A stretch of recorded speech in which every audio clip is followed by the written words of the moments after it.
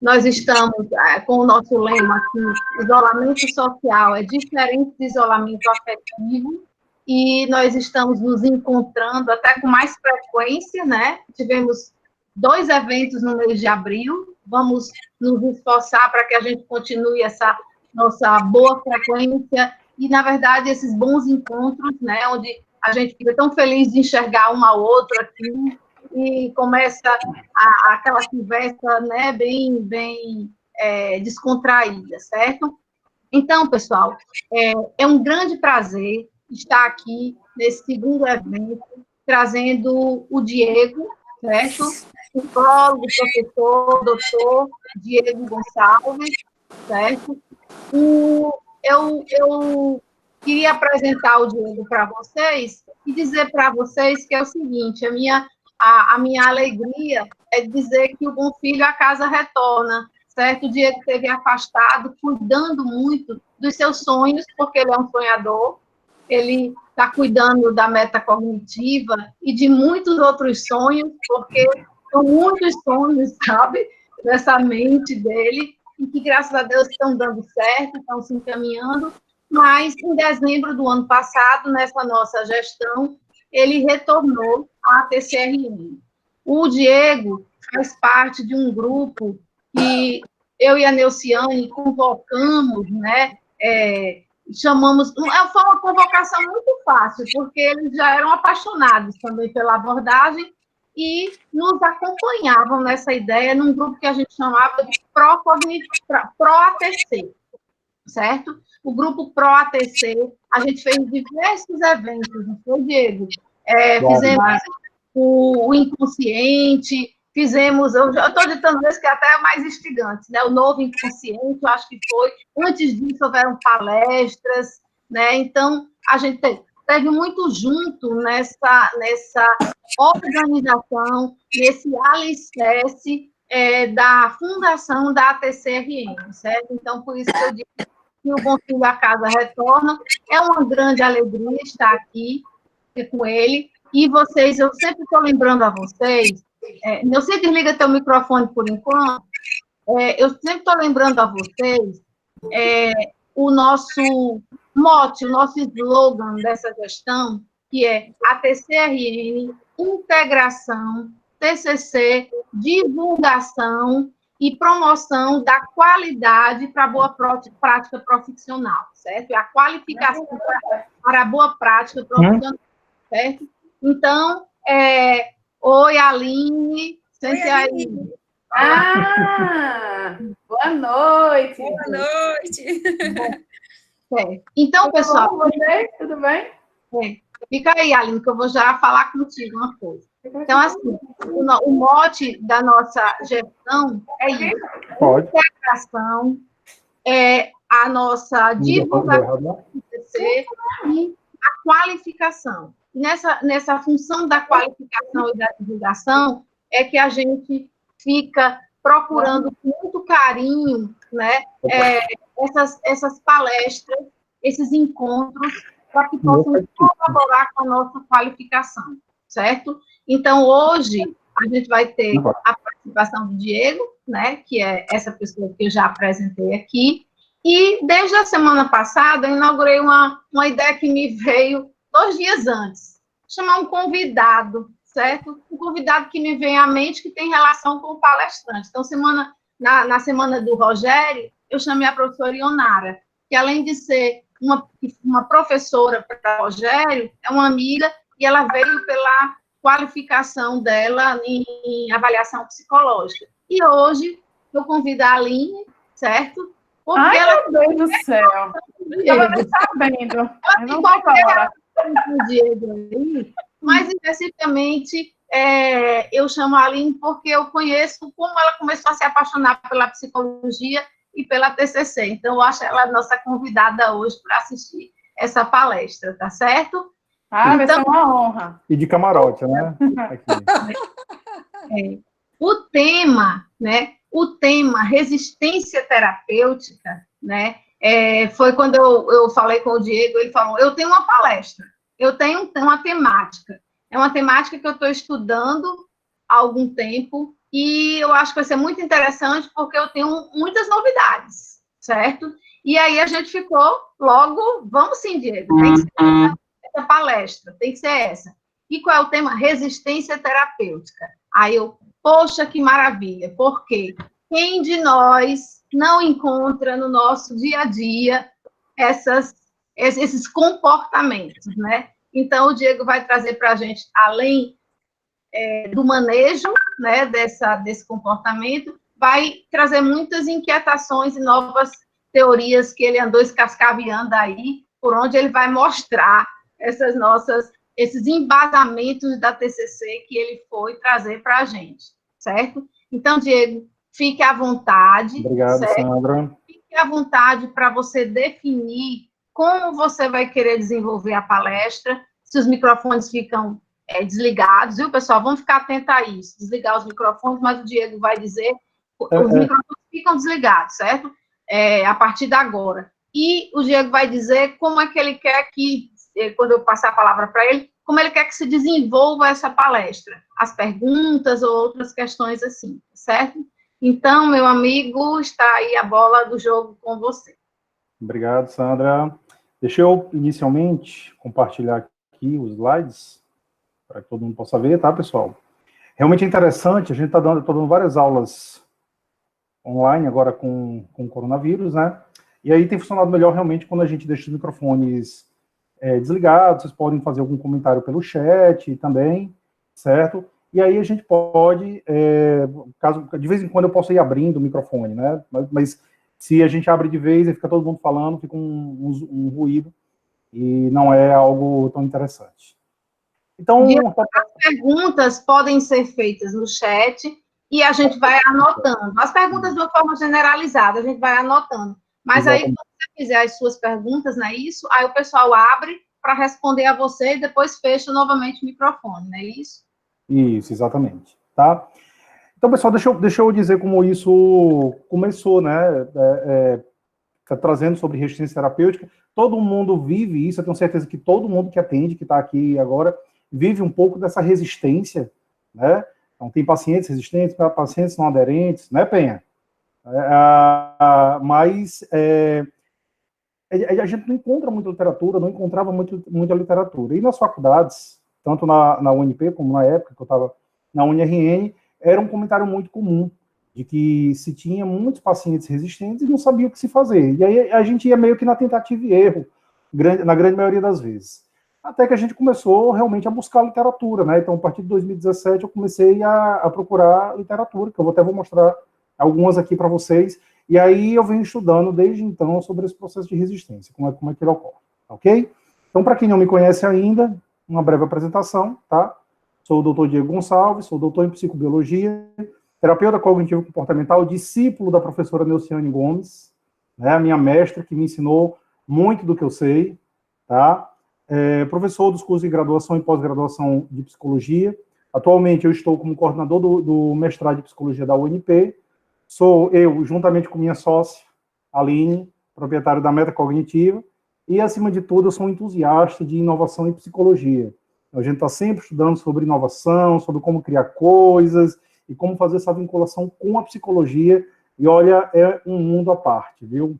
É um mundo à parte que depois a gente tem que pensar em outra palestra falando sobre isso, apesar de eu já ter feito uma, né?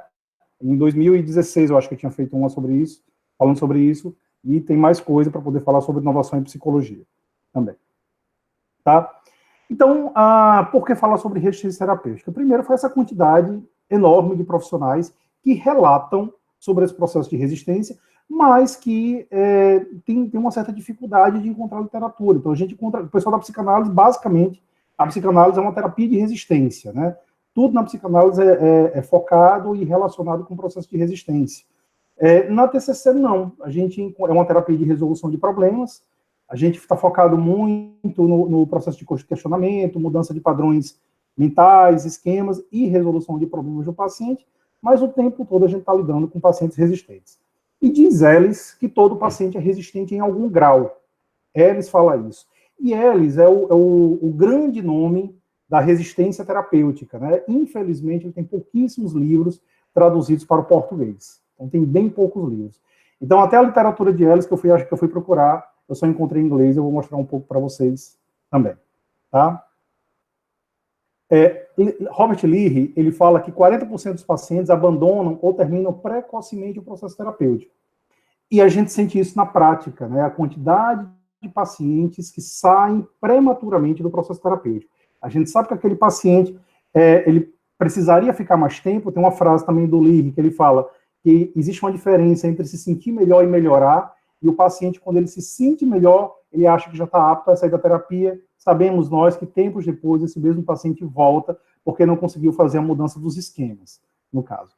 E 30% dos pacientes não apresentam melhora, né? São pacientes que têm um grau de resistência maior, são pacientes não aderentes, são pacientes que, de fato, a gente não vê nenhum tipo de melhora em relação a quando a gente fala da evolução clínica, né? Em processo de evolução clínica, tá? Mas a TCC fala sobre resistência terapêutica? Fala, e fala muito sobre resistência terapêutica. E nós temos alguns livros em português. Agora, a maioria dos livros de resistência terapêutica, eles foram editar, as editoras deles foram editoras muito que fizeram poucas edições, entendeu? Por isso que a gente não vê tanto, tá? Então, aqui é um artigo, eu posso depois estar disponibilizando para vocês esse artigo científico. Temos aqui o Poder Integrador da Terapia Cognitiva, que eu suponho que alguns profissionais aqui conhecem, mas é um livro que foi publicado em 2003 e teve uma edição em português, e você não encontra mais esse livro, então você encontra PDFs bem ruins, na verdade, tá? Mas existem, dá para encontrar. Temos também o Superando a Resistência em Terapia Cognitiva, que é um livro muito denso, não é fácil ler ele, porque ele vai falar sobre os processos de dimensões de resistência, e entender de dimensão de resistência leva um tempinho para você digerir. Tem o Overcome Resistance, do Albert Ellis, que é uma obra de arte do meu ponto de vista. É um livro à parte, tá? É um livro maravilhoso sobre resistência terapêutica. O Ellis, olha, eu fiquei apaixonado por ele, com o que ele traz. Tem coisas que é bem diferente do Beck, né? Ele tem mais um molejo. Se eu fosse comparar com a dança, eu diria que o Ellis é uma valsa e o Beck é um samba. Tá? Gostou, Sandra? Fala aí, Sandra. O Beck é um samba, ele tem um traquejo no atendimento clínico que, de fato, é muito bacana. E o Beck era médico, né? O Beck era um pesquisador, o Beck era um cientista. E, por conta disso existe uma diferença, aquela diferença da sistematização mesmo, da proposta do Beck, com a proposta do Ellis, que era um psicólogo. Inclusive, deixa eu fazer aqui uma pergunta. Vocês sabem por que Ellis se tornou psicólogo? Vocês têm ideia? Como é que surgiu isso? E qual a prática clínica dele? Tem ideia, Penha? Sandra? Pode abrir os microfones. Juliana, tem ideia? Que tinha problemas de relacionamento? Ele era um cara muito tímido, Sandra. Muito tímido. E quando ele tinha 19 anos de idade, ele resolveu fazer o seguinte. Ele disse, como eu sou muito tímido e nunca namorei, tá? Eu vou para uma praça e vou tentar falar com a maior quantidade de meninas que eu puder. E ele falou com 130 mulheres. E certo? Aí ele definiu a teoria dele. Aí pronto, a partir daí ele começou a se interessar pela psicologia. Mas antes de fazer psicologia, ele ainda fez administração e contabilidade. Ele fez os 2 cursos e só nos anos 40 que ele foi fazer psicologia. Entendeu? E aí ele se tornou a grande referência de sexualidade e terapia de casal, que era a grande prática terapêutica de Ellis, né? Então, ele falava muito, tanto que tem aí sim, em português, quando você pega livros sobre terapia de casal, aí você encontra muito a literatura do Ellis, né? Ou sexualidade, você encontra muito a literatura do Ellis. E tem um livro, Terapia Cognitiva para Desafios Clínicos, da Judith Beck, que aí ela já mantém mais aquela estrutura mesmo do Beck, tal, é uma lógica já bem semelhante à estrutura do Beck. De todos esses livros, no meu ponto de vista, a referência e o melhor é o Overcome Resistência. O problema é que é em inglês, ele não tem em português, né? Mas é um livro realmente muito bom mesmo, quem puder ler, vale a pena, tá? Ainda bem que temos aí o Google Tradutor, que nos ajuda bastante também, certo? E temos aqui 4 grandes expoentes da resistência terapêutica, tá? Ellis, Beck. Beck fala de resistência, no Poder Integrador ele fala muito brevemente, mas ele já cita a resistência, e no livro Poder Integrador ele também faz todo um apanhado muito aprofundado e denso do que é a TCC. inclusive mostrando que os próprios terapeutas cognitivos, às vezes, eles têm uma visão distorcida da TCC. A TCC é extremamente aprofundada. Quem leu o Poder Integrador, só basta ler o primeiro capítulo do Poder Integrador, você vê a densidade da terapia cognitiva, né? Inclusive com níveis cognitivos também, aquela coisa do pré-consciente, consciente e metacognição, que ele fala bastante, que ele fala lá, né? Os 10 axiomas da terapia cognitiva também. Então, é um texto bem denso. Temos aqui, no canto, o Robert Leahy. E esse sujeito aqui, tá, que não está tão jovem assim, nos dias de hoje, é o David Burns. E o David Burns, lá nos Estados Unidos, ele é uma referência em resistência terapêutica. Ele é um grande nome da resistência. E nesse livro, Feeling Good, ele traz 25 motivos para você não fazer o dever de casa. Então, ele fala sobre os 25 motivos para não fazer o dever de casa, que eu não vou falar hoje aqui, fica para um outro momento, mas é uma referência de resistência. Então, nós temos na TCC alguns nomes muito importantes, ainda tem outros artigos, Newman, tem outras pessoas, tem vários nomes de resistência, e eu passei 2 anos lendo, né, a obra desse pessoal. Como eu disse, é uma literatura muito densa, é uma literatura relativamente pesada, e por isso justifica o tempo também, né, dessa literatura, tá? Então, vamos começar para valer. O processo terapêutico. E tem aí eu vou colocar assim, uma proposta, né, algumas propostas que esses autores fazem de como lidar com pacientes resistentes, ok? Beck, no Poder Integrador, ele diz o seguinte, que o processo terapêutico é um processo de comunicação comum, é uma troca de informações entre 2 pessoas, simples assim, tá? Mas claro que nós sabemos que nessa troca de informação tem muita coisa, aí tem um fim, tem um objetivo específico, né?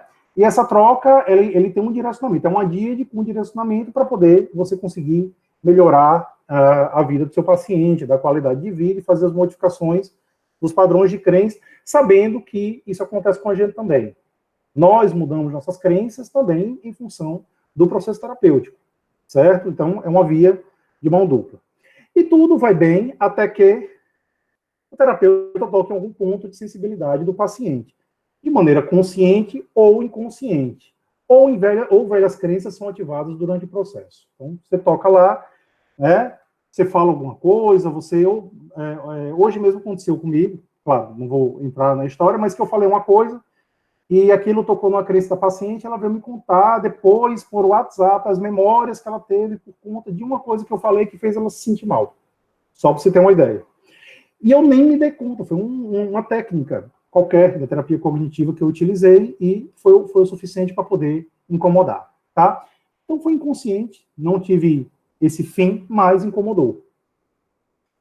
Então, diante do contexto, é comum o paciente ter condutas evitativas, hostis, manipuladoras, ele pode ter esse tipo de conduta quando incomoda.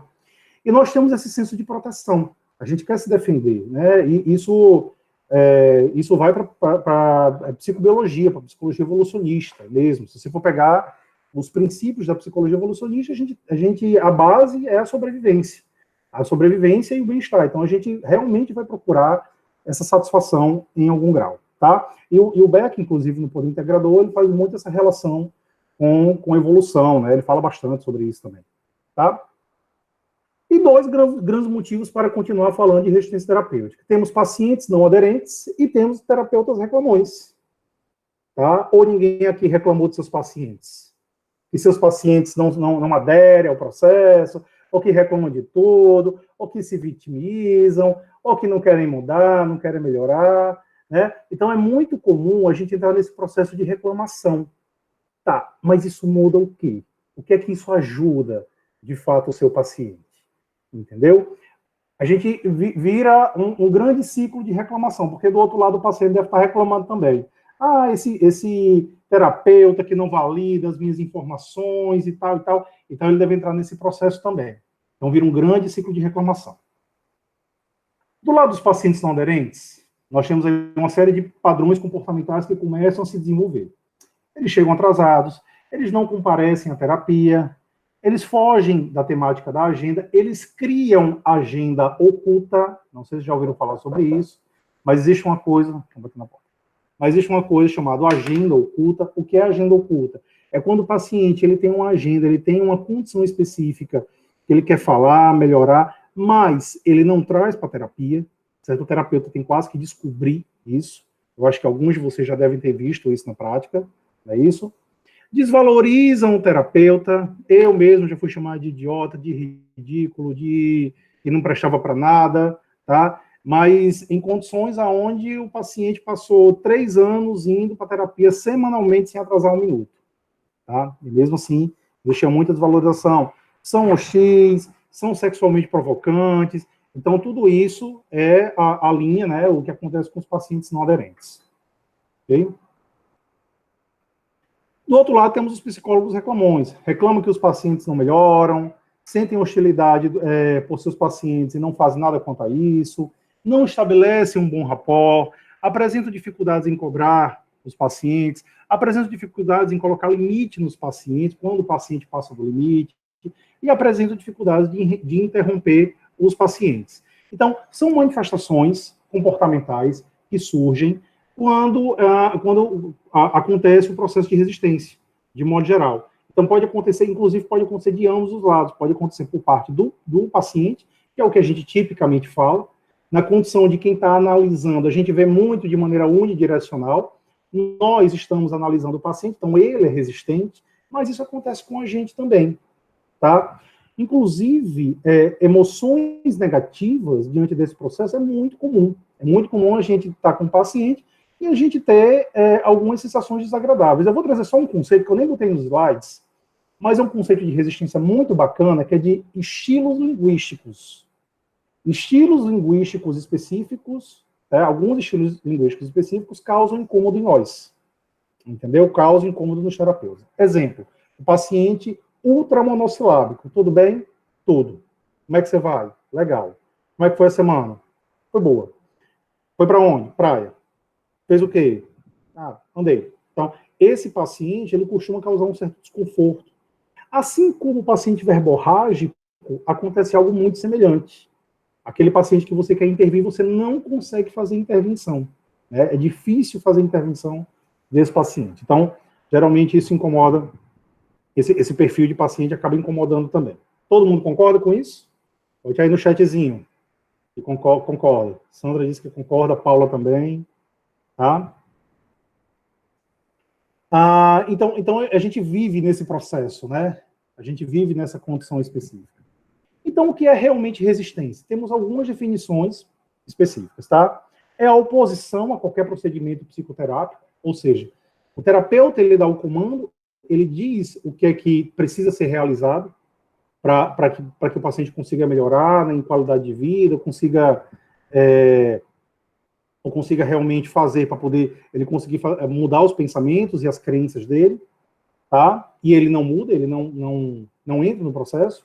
Ou discordância ou falta de progresso na terapia é derivado da tentativa de afirmar esquemas pessoais, evitar perdas posteriores e defender-se de si mesmo ou dos seus padrões. Então, a gente tem duas condições básicas aonde o processo de resistência acontece. Eu vou destrinchar isso daqui a pouco, mas tem duas condições básicas, ok? Quando você quer a confirmação das suas crenças, então, eu preciso dessa confirmação, eu quero realmente a validação desse pensamento, ou quando eu quero me defender, eu não quero sentir aquele desconforto, né? E aí a baixa tolerância à frustração é um ponto importante desse processo, que precisa ser muito trabalhado para que o paciente ele consiga lidar com a resistência, ou talvez até frustrar, dependendo do paciente, dependendo da condição dele. Às vezes, quebrar a resistência terapêutica implica numa mudança de estilo que eu vou falar lá no final. E nessa mudança de estilo, às vezes a gente frustra o paciente. No finalzinho eu falo um pouco mais sobre isso. Coisa que é difícil, né? Os psicólogos têm muita dificuldade nesse processo de frustrar os pacientes, tá? Então, o que é realmente resistência, né? Então, compreende-se como uma condição no qual o paciente está tentando proteger-se de danos subsequentes, de desapontamentos, de críticas, ou que procuram são resultados desejados, validação, legitimação, sanção moral pelo terapeuta, tá? Quando o paciente ele vai para a terapia, ele cria uma expectativa. Eu uso muita metáfora para falar sobre isso, da metáfora da viagem. Quando a gente vai viajar, tá? Quando a Aline quer viajar, ela pensa logo como é que ela cria na cabeça dela toda uma história de como é que a coisa vai ser. É porque eu não penso, eu não gosto muito de viajar. A Luciana já brigou muito comigo por conta disso, mas eu não gosto muito, não. Mas aí ela cria, né, como é que vai ser, para onde vai e tal, e cria toda uma expectativa. Chega lá, por exemplo, a coisa não é exatamente como ela imaginava. Ela imaginou. Algumas coisas que ela imaginou são reais, outras não. Tá? E quando ela chega no canto e não é como ela imaginou, ela entra no processo de frustração. Isso começa a frustrar e começa a incomodar.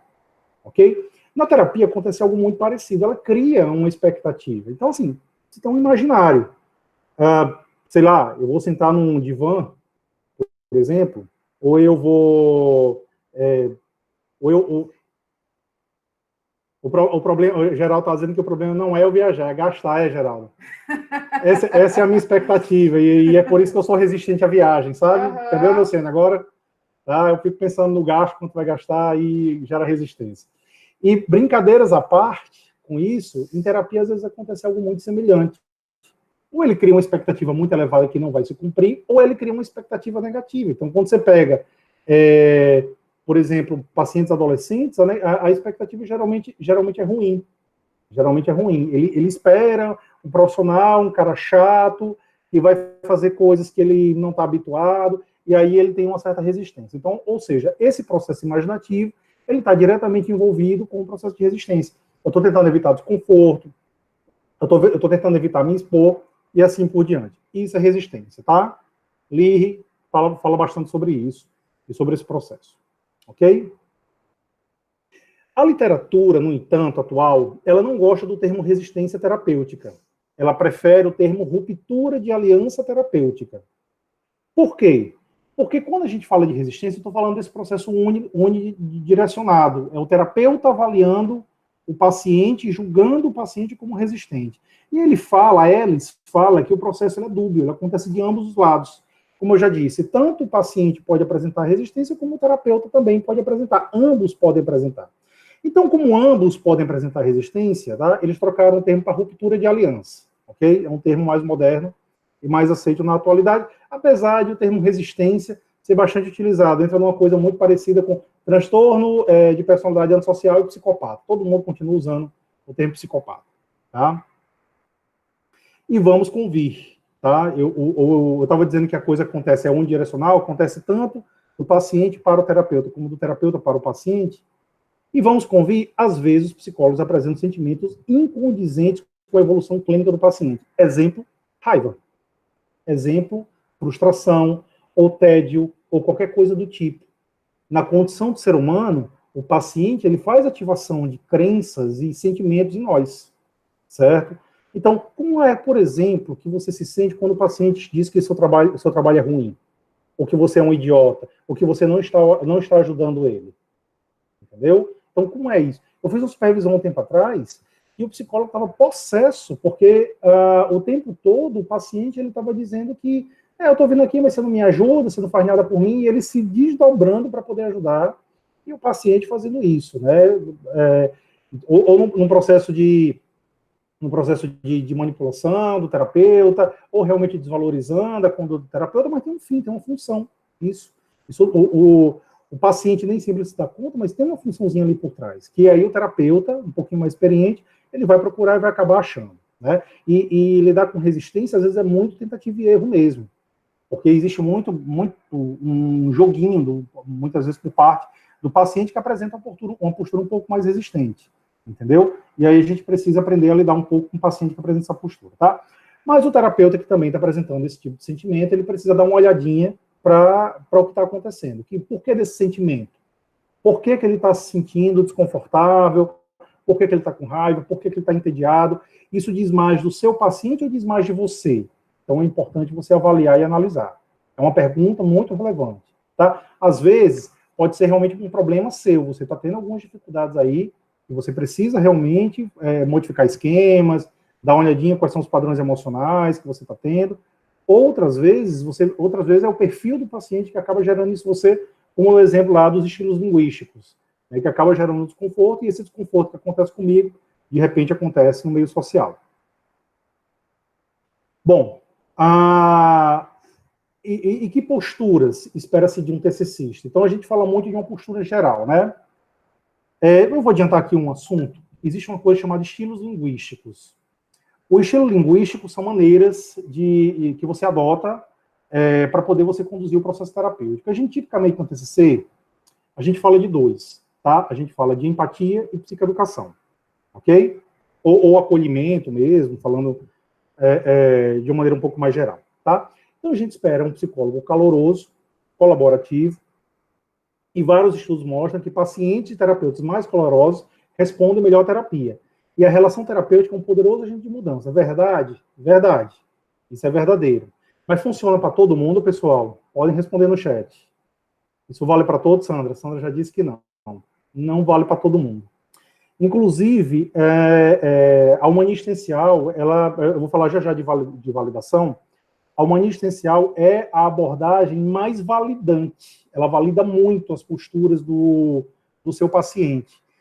E isso nem sempre é bom, né? Isso nem sempre é legal. Tem alguns autores que falam sobre isso. Ele fala que é como se cada abordagem escolhesse uma ferramenta. Então tá, peraí, eu sou só martelo, aí o outro é só alicate, o outro é só serrote. Quando, na verdade, Beck fala isso no Poder Integrador, a gente pode usar todas as ferramentas. A gente pode aprender a usar todas as ferramentas, a gente não precisa usar uma ferramenta só. E aí a gente adota essa postura de usar uma única ferramenta, usar algumas poucas ferramentas, né? E aí é quando ele fala, realmente, Beck no Poder Integrador, ele fala um pouquinho de psicanálise, ele diz que a TCC é uma abordagem fenomenológica, Juliana, tá? Tô olhando aqui, Juliana, agora, diz que a TCC é uma abordagem fenomenológica. Tá? Vai endoidar outro, né, Juliana? Dizendo um negócio desse. Não, mas o poder integrado da terapia cognitiva é fantástico. Eu acredito que nós vamos abraçar todas. Exatamente. Marco diz que eu sou maluca por isso, mas eu acredito. Mas quando ele diz que é fenomenológica, ele diz que ele é diferente da comportamental, que vê muito o ambiente externo, a gente está vendo aí questões intrínsecas, nossa, né? Padrões mentais, por isso que é fenomenológica. Então, a TCC seria, sim, uma abordagem fenomenológica, tá? Diego, só dizendo, o fenômeno é o fenômeno idiosincrático, é de como são os seus padrões, seus estilos de emocionais, não é verdade? Isso é realmente a coisa mais rica que a gente tem em qualquer relação de psicoterapia, para meu entendimento. Não, mas é exatamente isso mesmo. E no Poder Integrador ele fala justamente sobre isso, né? Ele fala o quanto, na verdade, a TCC é vista como algo padronizado, mas, na verdade, ela é muito específica, entendeu? Ela é extremamente específica, a ponto de Beck dizer que não é para todo paciente que psicoeducação e testamento socrático funciona. A ponto dele falar isso. Olha só, peraí, são as duas principais ferramentas do TCC. Como é que eu digo que elas não funcionam para todo mundo? Entendeu? Ele fala que não é sempre que os pacientes, não é todo o perfil de paciente que está preparado para poder lidar com o questionamento socrático ou dar respostas que, de fato, possam ajudar o processo terapêutico. Então, é algo que ele fala bastante, tá? E isso eu considero de extrema relevância.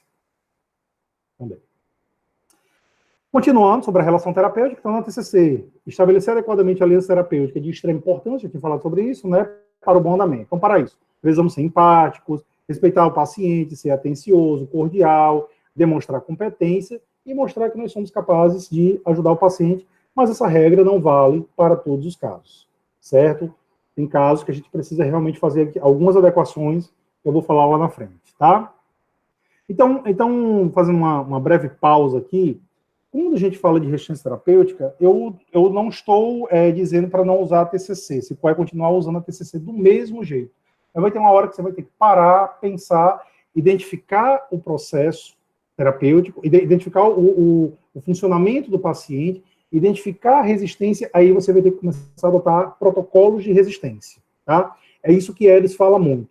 Ele fala que aí, nesse momento, você tem que pensar e trabalhar com uma coisa chamada microcompetências terapêuticas, né? Aí tem outros autores que falam de microcompetências. Ele cita, mas tem outros que desenvolvem um pouco mais, tá certo? Então, formas de expressar a ruptura de aliança. Expressão excessiva de sentimentos negativos, atacando a competência do terapeuta, sarcasmo, desacordo com objetivos e tarefas, ressentimento em magoar o terapeuta, manobras evitativas, falta de responsividade, e assim por diante. Tudo isso são maneiras que eles têm de poder expressar a ruptura. Problemas da psicoterapia. Temos expectativas acerca dos nossos pacientes. Não temos expectativas? Ou não temos? Temos. Temos expectativas sim, pessoal. Nós temos expectativas quanto a pagamento, quanto a cumprir horário, quanto a ações colaborativas com o terapeuta, quanto a não ter atitudes hostis, né, evitar atitudes hostis, certo? Não fazer perguntas intrusivas sobre a vida do terapeuta, tá certo? E que queira, acima de tudo, evoluir, tá? Essas são as nossas expectativas sobre os pacientes. E eles não sabem que temos expectativas sobre eles, certo? Eles sabem que tem expectativas sobre o processo terapêutico, mas eles não sabem que nós temos expectativas sobre eles. Ou boa parte deles não sabe. E temos outro problema. A TCC é uma abordagem invalidante. E agora? O que significa dizer que a TCC é uma abordagem invalidante? Tá? Significa dizer que a nossa lógica é a lógica de questionar. E questionar incomoda. Eu vou mostrar já já isso. Todo questionamento, ele é incômodo. Todo processo de mudança, ele é incômodo. E isso aumenta a resistência. Tá? Isso aumenta a resistência. Então, por ser invalidante, a TCC é uma abordagem que ela vai gerar resistência. Por exemplo, o marketing humano existencial. Entendeu? Marketing humano existencial. Então, quais abordagens são validantes? Eu botei em vermelho a humanista existencial para mostrar que é muito validante, a humanista. E a psicanálise, ela entra naquele posto de neutralidade, que também gera muito incômodo, mas talvez um pouco menos que a TCC, porque a gente tem a postura empática, mas chega um momento que a gente, de fato, vai partir para poder mostrar as distorções cognitivas do paciente, né? E, posteriormente, a gente vai tentar fazer a modificação dessas distorções, ok? Só voltar aqui os slides. Mas é o preço de uma abordagem objetiva e focada em resolução de problemas. É o nosso preço. Entendeu? A gente tem uma série de vantagens com isso, tá? A gente consegue ajudar uma quantidade muito grande de pacientes, mas é interessante como há essa tendência, como a gente acaba gerando resistência pelo fato de ser invalidante. Todo mundo entendeu o que é esse ser invalidante? É claro para todo mundo, tá? Para ser validante, eu tenho que fazer o que Sandra acabou de fazer comigo, dizer isso, legal, bacana, isso é validante. Quando eu digo assim, não sei, ela já não está mais me validando. Certo? E todos nós gostamos de validação, porque a gente gosta da confirmação de que nossos padrões estão corretos, são legais, são bacanas, e assim por diante. Então, todos nós gostamos muito disso. E é difícil ser invalidado. Tá certo? Eu vou mostrar isso já já. Tá? Então, no que consiste a ideia de que a TCC é invalidante? Na lógica de que estamos avisando aos pacientes que seus pensamentos estão, eu botei aspas, errados, porque eles entendem distorção às vezes dessa forma, tá? Dizer que há uma distorção, e eu já pensei em uma maneira de quebrar isso, que eu vou falar agora para vocês, e tentando fazer correções nas cognições e emoções dos pacientes. Essa lógica nem todo paciente aceita. Deixa eu contar uma história sobre distorção cognitiva. Uma vez eu recebi uma paciente que, ela era bem bacana, eu gostava dela, mas era bem engraçada e bem resistente. Tá? Eu não vou entrar muito na vida, mas vou pegar só o trecho para poder fazer referência. Com meia hora da primeira sessão, ela estava dizendo, ei, cadê? Não melhorei ainda não, né, TCC? Vamos lá, quero ficar boa, tá? Na terceira sessão, ela entendia um pouquinho, ela lia bastante, ela disse, TCC é joguinho do contente, é livro de Poliana. E aí eu disse assim, por quê? Porque TCC é assim, hoje o dia tá lindo, hoje o dia tá maravilhoso, isso é que é TCC. Aí eu disse... Então, TCC é joguinho do contente. Ela disse, Eu falei, qual é o seu jogo? Ela disse, eu não tenho jogo. Eu falei, todo mundo joga. Todo mundo tem jogo. Guarda essa maneira que eu acabei de falar, tá? Todo mundo tem jogo. Ela disse, tem não. Eu falei, tem sim. Ela disse, qual é o meu jogo? Eu disse, é o jogo do desespero. E ela disse, como é o jogo do desespero? É assim, você tem um probleminha desse tamanho, você fica logo desesperado. Ela parou, pensou, e disse, é mesmo. Eu jogo esse jogo. E desde então, eu criei uma nomenclatura muito pessoal, das distorções cognitivas, chamando de joguinho da adivinhação, joguinho do desespero, joguinho da afirmação, da autoafirmação. Então, eu comecei a dar uns nomezinhos desse tipo. E, por incrível que pareça, isso diminuiu um pouco a resistência das pessoas. Eles aceitaram mais as distorções. Por quê? Porque eu não estou falando mais que está errado. estou falando só que é um jogo. É uma maneira de viver, é uma forma de agir no mundo. E aí ajudou a quebrar um pouco da resistência, e desde então eu uso esse termo. Eu vou fazendo adequações. Quando eu noto que o paciente ele tem um linguajar, uma postura um pouco mais rebuscada, eu uso a nomenclatura da distorção mesmo. Quando eu noto que é um paciente que tem mais dificuldade, aí eu uso esse termozinho. Diga, Sandra. Eu queria só dizer que esse aí é o exemplo que o Diego colocou de manejo da aplicação da técnica, da abordagem terapêutica ao sujeito que a gente está lidando, certo? Sim, então, sim. isso é a arte, né? É a sensibilidade de fazer a psicoterapia, certo? É poder falar dentro, é falar a língua das terapias cognitivas comportamentais, mas com a acessibilidade àquele sujeito. Isso, certo? exatamente. Então, isso é muito importante, pessoal, quando se fala sobre o manejo psicoterápico, certo? É uma coisa importantíssima essa colocação que o Diego. Você viu que ele não saiu da TCC, mas ele falou uma língua em TCC que a moça pôde entender, certo? Sim. Então, é muito importante isso daí. É legal que só. Eu acho que é o manejo, né? Paula disse que já dá um baralho, só isso aí. Eu vou pensar nesse baralho, Paula, tá? Eu diria que era a criatividade aplicada. A Aline está dizendo que é a criatividade, como a Aline é a mulher da criatividade, ela está dizendo que é a criatividade aplicada. Neuciane fez aqui um comentário, deixa eu ler aqui o comentário do Neuciane. Sem dúvida, muitas vezes é bom não utilizarmos muitos termos técnicos, inclusive também corremos o risco da sessão se tornar uma aula. É verdade, Neuciane. E ser professor é um estilo terapêutico, tá, Neuciane? A gente vai ver um pouco sobre isso já já, tá certo? Vou voltar aqui os slides. Meu Deus, cadê os slides? Aqui. Então, além de tudo, muitos pacientes vão à terapia se queixar de demandas externas ou reclamar da vida. Simplesmente eles vão lá e ficam lá reclamando, tá? E quando você intervém no sentido de mudar a postura do paciente, ou os padrões de pensamento, ou crenças, o que é que acontece? Resistência. Eu não quero mudar, eu quero que o mundo mude, tá? E às vezes o paciente entra num processo de resistência aí. Exatamente por tudo isso que eu falei, que a TCC precisa de protocolos de quebra de resistência, certo? Vamos deixar, é uma nova terapia? De forma nenhuma. É uma terapia vinculada, né? São estratégias vinculadas, que a gente vai adequar, dependendo das características da condição de resistência do meu paciente, né? Alguns pacientes são resistentes ao processo de mudança terapêutica, mesmo quando suas características de conduta são nitidamente desvantajosas. Então, é nítido que há desvantagem na conduta dele, mas mesmo assim, ele tem essa postura. E por que isso acontece? Por conta das formas de que o nosso cérebro processa informações. Entendeu? O nosso cérebro tem um modo de processamento, eu vou mostrar aqui 4 exemplos, eu vou citar aqui um exemplo, e vamos ver, e a gente vai entender um pouco esse processamento. Que não chega nem a ser uma distorção, às vezes. Todos nós temos em algum grau, certo? Então, razões gerais de resistência terapêutica: dificuldade de aceitar sentimentos desagradáveis, dificuldade de realizar tomadas de decisões, perda do senso de liberdade subjetiva, eu vou falar já já sobre isso. E como isso acontece? Como é que acontece tudo isso? Aí nós temos que voltar um pouquinho para a psicologia social americana. Ele explica muito bem tudo isso. Então, eu vou explicar 4 conceitos aqui, tá? Deixa eu começar com teoria da autoverificação, ok? Se eu chegar para Paula e falar assim: Paula, olha, eu sei lá, você é uma pessoa muito séria, muito fechada, não sei, às vezes é até esquisita, tá?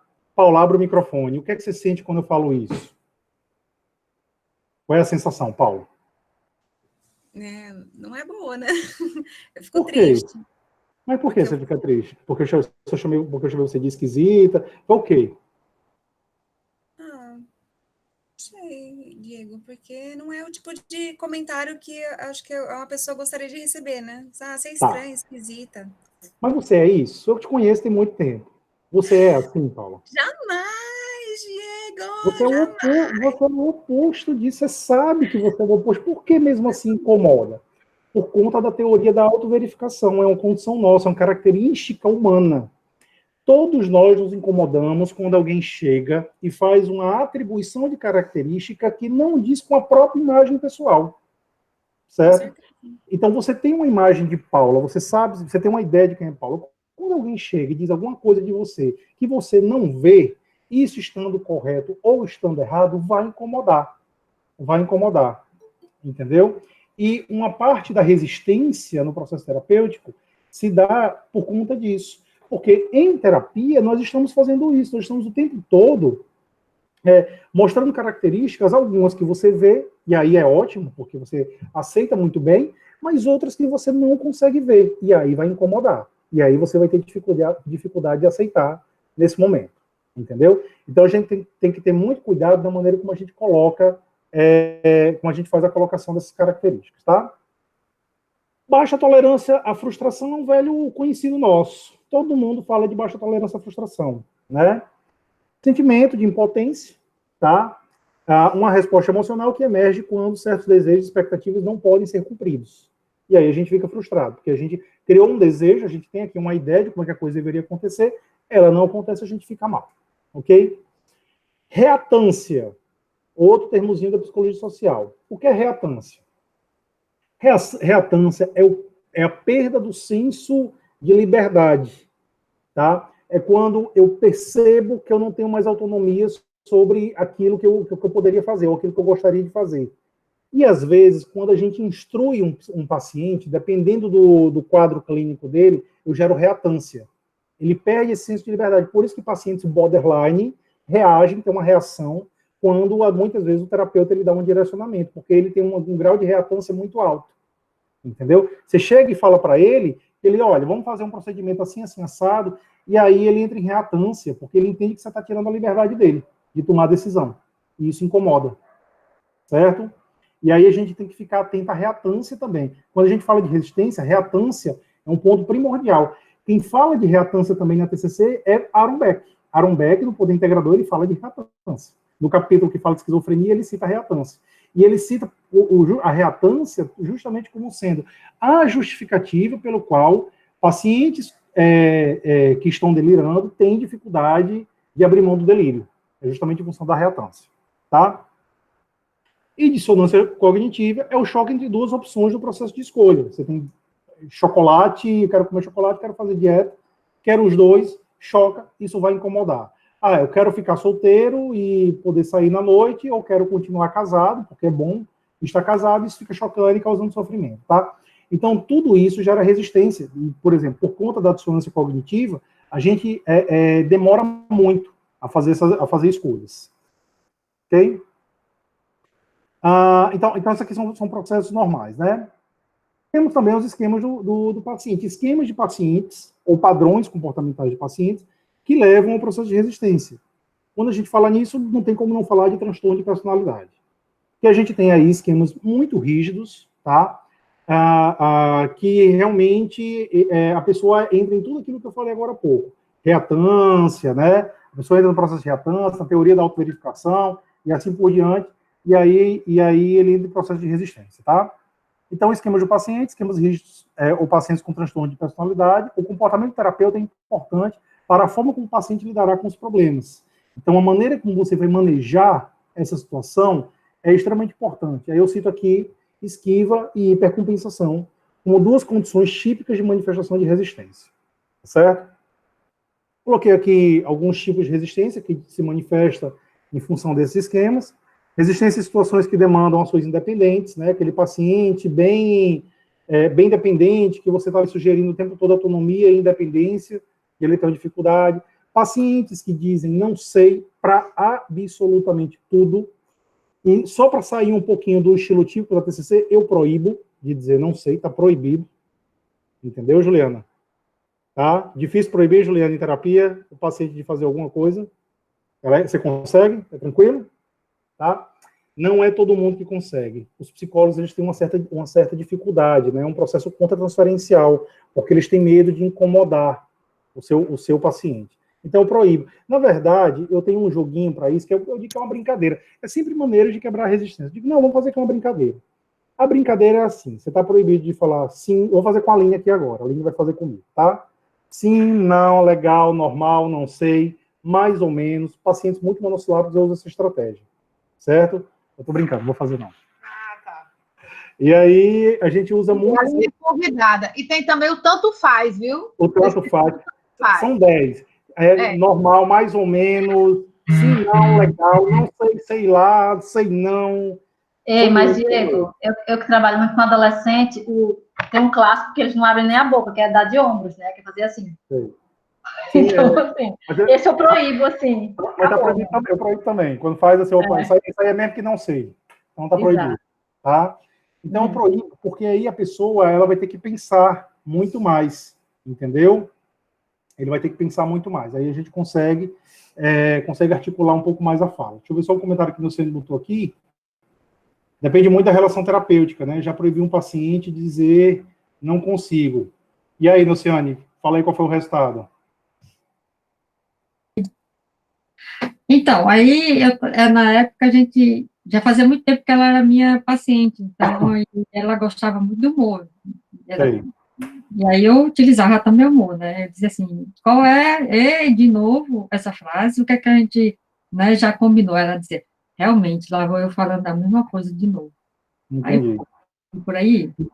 Às vezes a pessoa nem se toca, Luciano. Ela fala tanto e já está tão habituada que aquilo nem faz... Ela nem percebe como a gente percebe, né? Uhum.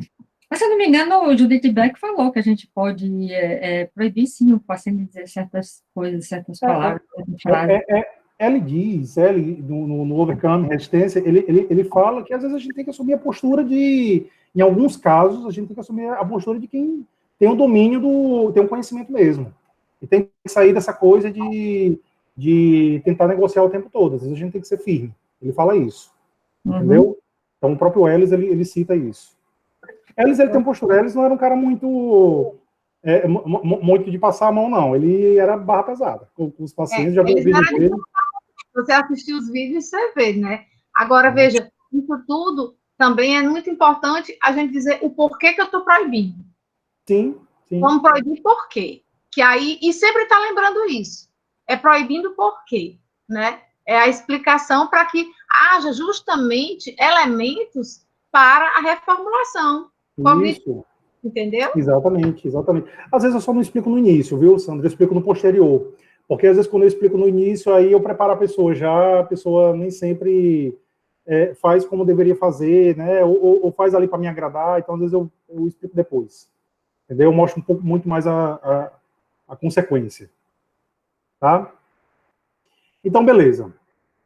Temos aqui as dimensões de resistência, eu não vou falar de todas, seria uma aula à parte falar de dimensões de resistência. Mas temos aqui 7 dimensões de resistência, né? Tiveram várias pesquisas de dimensões, e o Leahy, ele criou essas 7 dimensões. São maneiras de manifestação de resistência. Algumas, como eu já disse, são velhos conhecidos nossos. Então, temos aqui validação, aquele paciente que fica pedindo confirmação de tudo que ele fala o tempo inteiro, né? Vitimização também, aquele paciente que está ali o tempo todo se vitimizando, a culpa de tudo é do outro, ele está o tempo todo fazendo referência do outro. Como o outro é sempre culpado, ele nunca está disposto a mudar, certo? Porque se a culpa é do outro, ele não tem por que mudar, entendeu?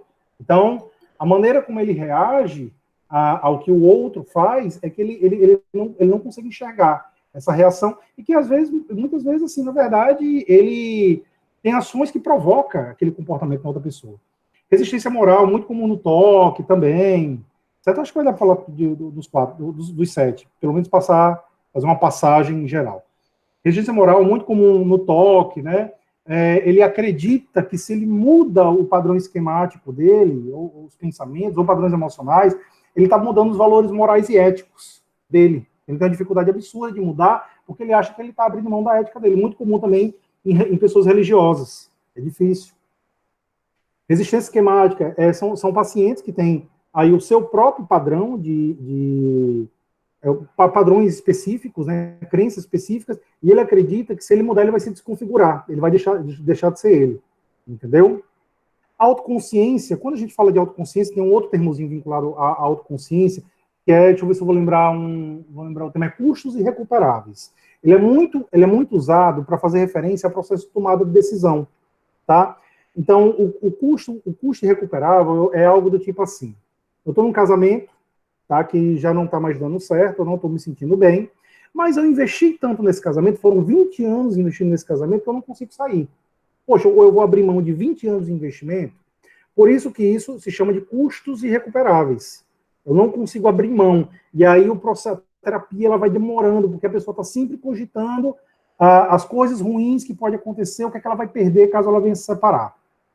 Risco, a aversão, muito típico dos pacientes ansiosos, né? São pacientes que têm uma dificuldade muito grande de arriscar na vida, eles têm muita dificuldade de arriscar, e por ter essa dificuldade de arriscar também, eles não tomam nenhuma decisão, não progridem, não se arriscam. Eu costumo dizer que o risco, ele pode trazer um dano, mas ele traz muitas oportunidades. E com medo dos teóricos danos, você acaba perdendo essas oportunidades.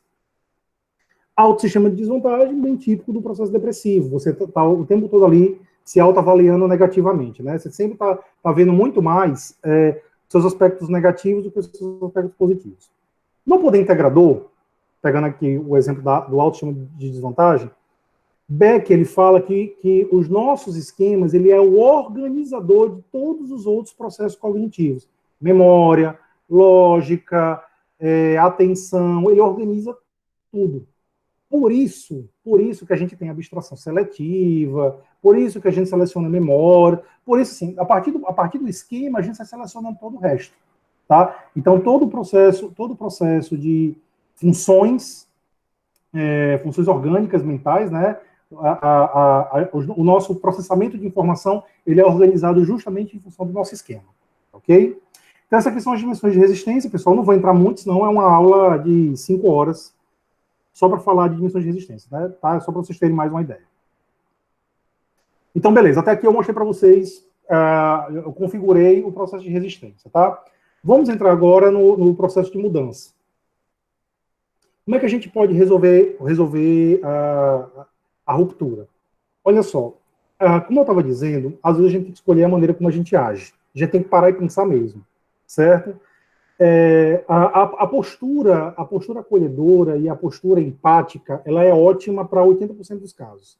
Em 20% ela não vai funcionar, porque o paciente ele vai ter uma certa dificuldade de realmente se engajar no processo se eu não adoto uma postura diferente. Então eu tenho que escolher, às vezes, um estilo. Então, para não falar do estilo agora, eu vou falar daqui a pouco, eu vou só me ater ao slide, a gente vai ter que prestar atenção a esse processo de ruptura, tentar compreender por que ele está acontecendo, né? É sempre importante a gente sempre olhar a partir de duas perspectivas. Qual é a responsabilidade do paciente e qual é a sua responsabilidade no processo. Entendeu? Diego, mas pode ser que seja só do paciente? Pode, mas quase sempre tem a sua ação, ela interfere no processo de resistência. Né? Se você conseguiu adotar um estilo adequado, você vai conseguir quebrar a resistência. Eu vou dar um exemplo de uma mudança de estilo que eu adotei com uma paciente e funcionou bem. Era um paciente, também não vou entrar muito, só dar o exemplo. Era um paciente que tinha uma postura de se queixar muito, de sempre fazer referência assim, de maneira muito negativa, né? A dimensão de resistência dela era o autoestima de desvantagem, ela estava o tempo todo se queixando, dizendo que era incompetente, incapaz e assim por diante. E eu sempre tentando validar as evidências que mostravam que ela era uma aluna excelente. Ela já tinha passado em primeiro lugar em uma faculdade, pública, inclusive. Então, ela tinha várias evidências disso, mas ela estava sempre dizendo que ela era incompetente, incapaz e qualquer coisa parecida com isso. Um dia... não chegou, Juliana, quando... Peça para ele tentar de novo, tá? Um dia ela chegou no consultório, novamente se queixando, dizendo que ela era incapaz e incompetente, e eu disse o seguinte, e disse que ia desistir do Enem. E eu disse o seguinte, eu disse, beleza, comprei a ideia, vamos desistir do Enem. E ela levou um susto. Até então estava validando, porque eu tenho uma postura diferente. Ela disse, como assim? Eu disse, você não quer desistir do Enem? Vamos desistir do Enem, a partir de agora, tá? Aí ela disse, tá. Aí eu disse, pronto, e agora? Você vai fazer o que de sua vida, já que você desistiu do Enem? Ela disse, eu não sei. Eu disse, vamos voltar para outra faculdade, que você já estava? Ela disse, mas eu odeio essa faculdade. Eu falei, escolha. Ou você vai ficar numa faculdade que você odeia, mas que você não vai ter que enfrentar um Enem, ou você vai lutar e vai tentar. E aí? Aí ela parou, pensou, aí disse, tá, eu vou lutar. E desde então, nunca mais ela reclamou nunca mais ela ficou se queixando desse processo, entendeu? Ela continuou executando e vem estudando e vem se dedicando, mesmo com tudo que está acontecendo. Eita, tem um pequeno aí. Reconhecer o próprio papel da relação como parte da interpretação da transferência, tá? E manter uma postura observador-participante nesse processo de resistência. Eu estou observando, estou agindo em função disso, tá, ok? Eu posso também, dominando a resistência, eu posso tentar explorar as razões da mesma, na verdade isso é fundamental, tá? Eu tenho que tentar entender esse processo de resistência. Eu posso reavaliar metas, às vezes a meta está inadequada, às vezes a meta está demais, né? É uma meta que, para mim, parece muito simples, mas para o paciente parece algo muito pesado. E eu posso trocar metas altas por metas pequenas. Eu posso conversar com o paciente sobre sabotadores intencionais, vamos convir. Os nossos pacientes, de vez em quando, sabotam o processo terapêutico, tá? A gente faz intervenção e ele vai ali sabotando de modo que, de fato, ele não consegue dar andamento. Avaliar a vantagem e desvantagem da mudança. Pessoal, tem uma frase que eu vi num livro do Ellis, que eu achei maravilhosa. A frase é, melhorar, como é? Deixa eu ver se eu lembro direitinho. É melhorar... melhorar pode ser um risco, melhorar pode ser um desafio. Não era isso, não. Era melhorar pode ser um risco, melhorar pode ser arriscado, tá? Melhorar pode ser arriscado porque ele vai ter que enfrentar coisas que ele teme, que ele tem muito medo. Então, o processo de melhora ele pode ser algo absolutamente cômodo. Ele está tentando evitar uma condição específica ali, certo? E tem empatia com a experiência do paciente, mesmo que essa experiência te incomode, mesmo que essa condição ela venha te incomodar, ok? Medo ou mesmo algo desconhecido, Luciano. Verdade, né? Mas o desconhecido, a aversão a risco é justamente isso. Na verdade, a pessoa entra naquela coisa da possibilidade e probabilidade. Eu fico pensando em tudo que é possível de dar errado e esqueço que a probabilidade de dar certo é muito alta. Mas se tiver uma pequena chance, já é motivo para a pessoa não arriscar. Entendeu? Por quê? Porque a pessoa quer ter certeza. Tá? Ela vive em função da certeza. E isso, obviamente, acaba atrapalhando muito. Outras maneiras de lidar com a resistência. Aceitação do quadro do paciente. Fazer com que o paciente aceite o tratamento, né? Aí a gente usa muito de questionamento socrático mesmo. São técnicas mais básicas. Envolver o paciente na seleção de técnicas, porque aí você quebra um pouco, ele pode realmente selecionar ali, e você pode dar um leque de opções para ele. Solicitar feedback da sessão, certificar-se que a terapia está atendendo as expectativas do paciente, assim por diante. Mas tem uma coisa que é fundamental, escutar o seu próprio sentimento. O sentimento do terapeuta, ele é um termômetro para o processo terapêutico. Então, o sentimento do terapeuta vai dizer a você um pouco do que é que está acontecendo ali, entendeu? E ele vai poder te guiar. Quando eu tenho um paciente que eu começo a ter sensações desagradáveis no processo terapêutico, eu paro, analiso o porquê desse sentimento, por que esse sentimento está aqui, tem a ver com o Diego, tem a ver com outra pessoa, né? Aliás, tem a ver com o próprio paciente, é um padrão esquemático do paciente, e aí eu penso que ações podem ajudar nesse processo de quebra de resistência. Então, eu estou sempre fazendo isso, né? Estou sempre fazendo isso para poder conseguir quebrar a resistência do paciente. É uma breve pausa no processo para explicar uma coisa que, no tratamento de resistência terapêutica, é muito importante.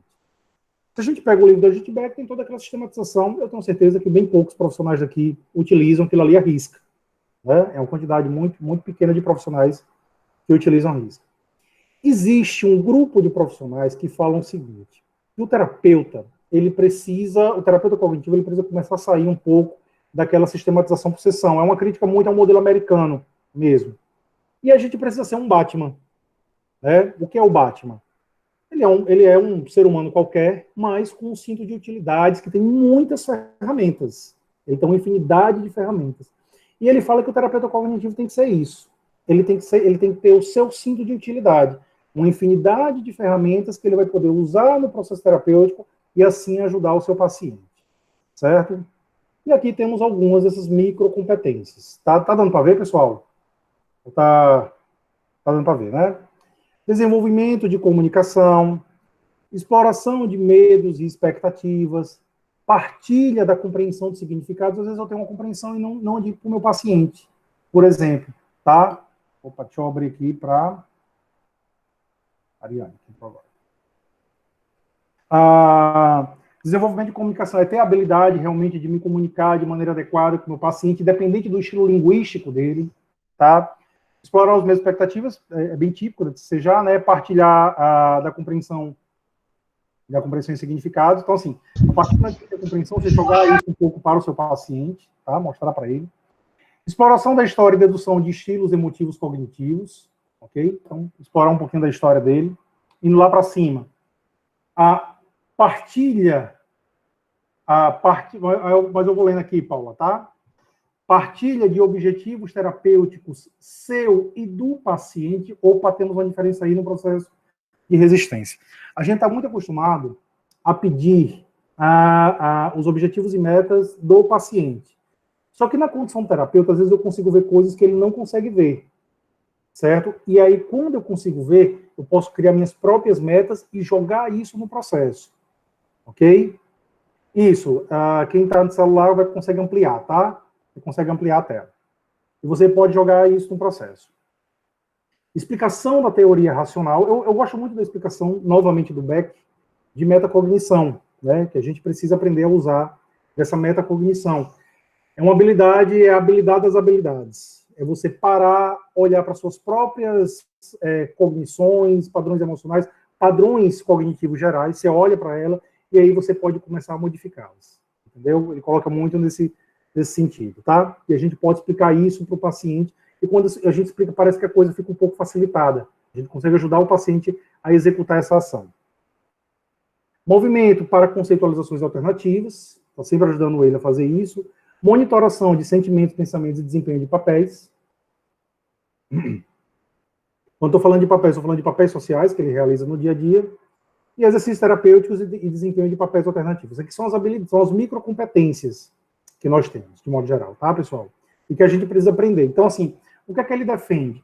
Ele defende que a gente pode usar as microcompetências conforme a demanda. À medida, nós todos sabemos que, às vezes, a gente se programa para uma intervenção, quando a gente menos espera, o paciente traz algo diferente para a gente. E a gente fica ali, às vezes, um pouco perdido, porque a gente não se preparou. Ele defende que se a gente é o Batman, e a gente tem um cinto de utilidade, a gente vai estar preparado para quase tudo. Certo? Então, se eu tenho as técnicas, habilidades e microcompetências, de modo geral, eu vou estar preparado para quase tudo. Transferência. Tá? E aí eu não podia deixar de colocar o nosso amigo Freud, que apesar de não ser de nossa abordagem, de uma extrema relevância na nossa prática profissional, né? Foi ele a pessoa que, de fato, começou tudo, tá? E a transferência é um termo que veio da psicanálise, mas que a gente pode usar na terapia cognitiva. Então, para TCC, transferência é a ativação das crenças do paciente a partir das características, padrões comportamentais e estilo terapêutico do terapeuta, ficou redundante, tá? Mas e estilo terapêutico, ok? Então, a sua ação ativa as crenças dele. E aí você precisa tomar cuidado em relação a isso. Levam padrões emocionais que podem ser incondizentes com a evolução clínica do paciente. A culpa é do terapeuta? De forma nenhuma. Mas é o terapeuta que pode ter algum controle da situação e utilizar estratégias metacognitivas ou mudança de estilo terapêutico para ajudar na quebra de resistência. Então, não é culpa sua, mas é você o responsável para poder tentar fazer esse processo de mudança. Tá certo? Acontece, do mesmo jeito que você ativou, outras pessoas no ambiente social, no meio social, vão ativar também. Tá? Então, serão ativadas também. Então, você precisa ser o responsável por isso. Diego, mas é certeiro? Não, é tentativa e erro. Trabalhar com resistência é quase sempre tentativa e erro. É meio que procurar, você vai ter que procurar. Qual a estratégia, você vai ter que procurar. Qual o estilo terapêutico você vai adotar. Tá certo? E a partir daí, você vai começar a usar o seu cinto de habilidades do Batman para ver como é que você consegue ajudar seu paciente. Estilos terapêuticos, né? É o que eu venho falando muito. Por que eu falo tanto de estilos terapêuticos, pessoal? Porque, olha só, quando eu li Overcoming Resistência, ele tem um capítulo só sobre estilos terapêuticos. E aí, eu comecei a ler e comecei a adotar. Eu comecei a mudar o meu estilo com meus pacientes. Qual é o seu estilo clássico? Psicoeducativo. Eu sou, como o Neuciane disse, eu sou professor. Tá? Eu gosto muito de explicar, até pela própria condição de professor, de fato, que eu sou. Né? Então, é muito comum eu ser o professor. Então, eu não sou tanto questionador, eu sou mais o psicoeducativo. E aí, assim, eu notava que alguns pacientes não funcionava bem esse estilo. E aí, foi quando eu li o Overcome Resistência, eu comecei a usar outros estilos. Tem paciente que eu uso o estilo humorístico, tem paciente que eu uso o estilo autorrevelador, e aí eu comecei a alternar. E aí eu comecei a notar a evolução. Tem paciente que eu uso o estilo confrontador, tá? E Ellis, ele fala isso, ele diz, olha, você não é uma máquina para poder agir sempre do mesmo jeito para todas as condições, você é um ser humano como outro qualquer. E a adequação do seu estilo ao padrão de personalidade e problemas do seu paciente pode ajudá-lo muito, porque ele vai responder a isso. E se ele está habituado e acostumado com o seu velho estilo que você utiliza sempre, tá? Aquele estilo já não funciona mais, entendeu? Deixa eu fazer uma metáfora em relação a isso que eu estou dizendo. Quando eu estava fazendo mestrado, e Neuciane passou por isso também, e ela vai confirmar, você tem que fazer habituação com os animais. Concorda, Neuciane? Você tem que fazer habituação com os animais? Uau, o meu conhecimento de psicologia experimental salvou meu doutorado. Foi? E aí você precisa fazer habituação. Eu fui algumas vezes para a Linda Floresta, e eu tinha que passar 3, 4, na verdade eu tive que passar muito mais. Como não era a minha área, eu passei por menos tempo. Eu passava 3, 4 dias deitado embaixo de uma árvore para os micos e saguis me verem. Não fazia nada, ficava lá deitado, só para eles ficarem me vendo. Entendeu? Para quê? Para que eles pudessem se habituar a mim, tá? E eu poder realmente ver a conduta normal, né, atípica deles, que eles realizam no dia a dia. Porque a minha presença atrapalhava, era uma ameaça a eles, isso acabava interferindo. E eu estou me lembrando agora uma outra vez de uma estagiária minha, que ela começou a atender um garotinho, e a queixa é que o garoto era muito danado. Ela saiu da primeira sessão, foi direto para a supervisão, e ela disse assim, Diego, olha, não sei o que esses pais estão vendo, porque o garoto é um amor, o garoto é um doce, não sei que história é essa, que esse menino é danado. 4 sessões depois, ela veio, e eu falei para ela, não, espere, vamos ver daqui em diante que ele vai se habituar a você. 4 sessões depois, ela falou, Diego, o menino é um capeta, o menino é horrível. Tal. Por quê? Porque foi o tempo de habituação. O seu paciente, ele se habitua com o seu estilo. Entendeu? O que significa dizer que nesse processo de habituação, o seu estilo típico ele vai perder o efeito. E aí você precisa alternar, eventualmente, esse estilo. Tá? Não sei se isso faz sentido para vocês.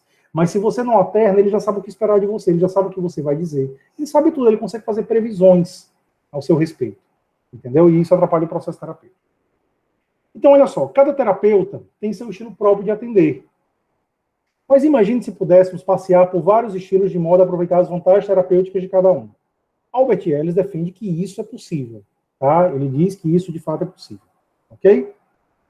Então, eu separei aqui alguns estilos terapêuticos, tá? Quem tiver de celular pode ampliar aí, que dá para ver, tá? Então, vamos lá. Tem 2 que são básicos, são os típicos da TCC. Tá? Os 3 primeiros, na verdade, a gente usa bastante. Psicoeducativo, a gente está ali explicando o tempo todo os processos cognitivos, o que é que está acontecendo com o paciente, como melhorar e assim por diante. Estilo questionador, a gente está fazendo o questionamento das crenças do paciente, também assim por diante. Estilo empático e acolhedor, tá? Estilo confrontador, que foi o estilo que eu adotei. Lembra quando eu cheguei para o paciente, que eu comentei agora há pouco, guarda isso aí, né? Eu cheguei para o paciente e disse, escolha. Você vai ter que escolher, tá? Esse é o estilo confrontador, ok? Então, eu confrontei a paciente e ela escolheu. A partir do momento que ela fez escolha, eu comecei a reforçar as condutas dela, certo? E ela mudou com o estilo confrontador.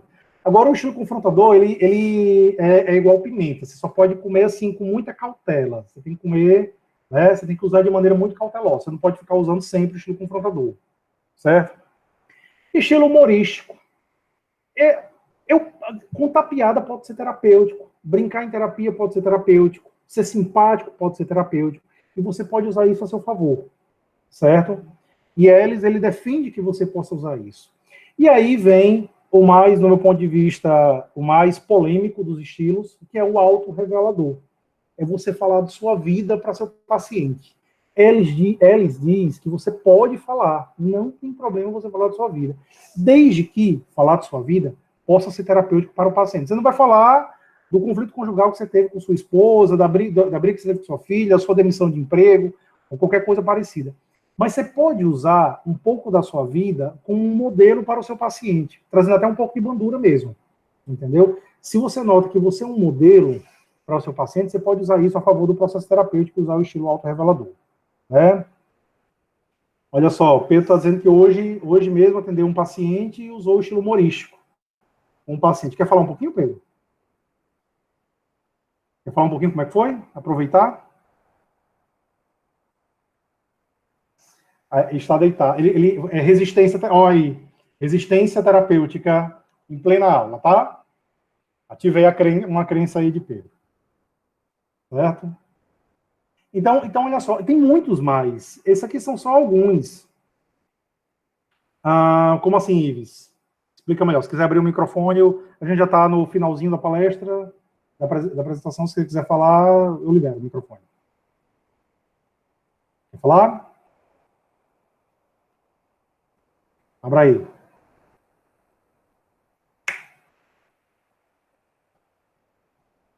Pode falar, Ives.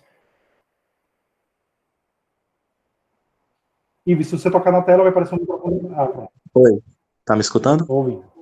Pode falar. Então, Diego, eu tô percebendo que cada um desses estilos aí, eles têm um nome familiar de uma técnica. Por exemplo, questionador, questionamento socrático, psicoeducativo, psicoeducação, confrontador, existe a técnica de confrontação empática. E aí, eu estava tendendo a ver isso muito mais como técnicas que a gente pode utilizar ao longo da sessão do que propriamente como um padrão de comunicação. Foi só uma observação mesmo. Assim, mas o Beck não, desculpa, o Ellis, ele coloca realmente como uma postura, ele não coloca como uma técnica, não.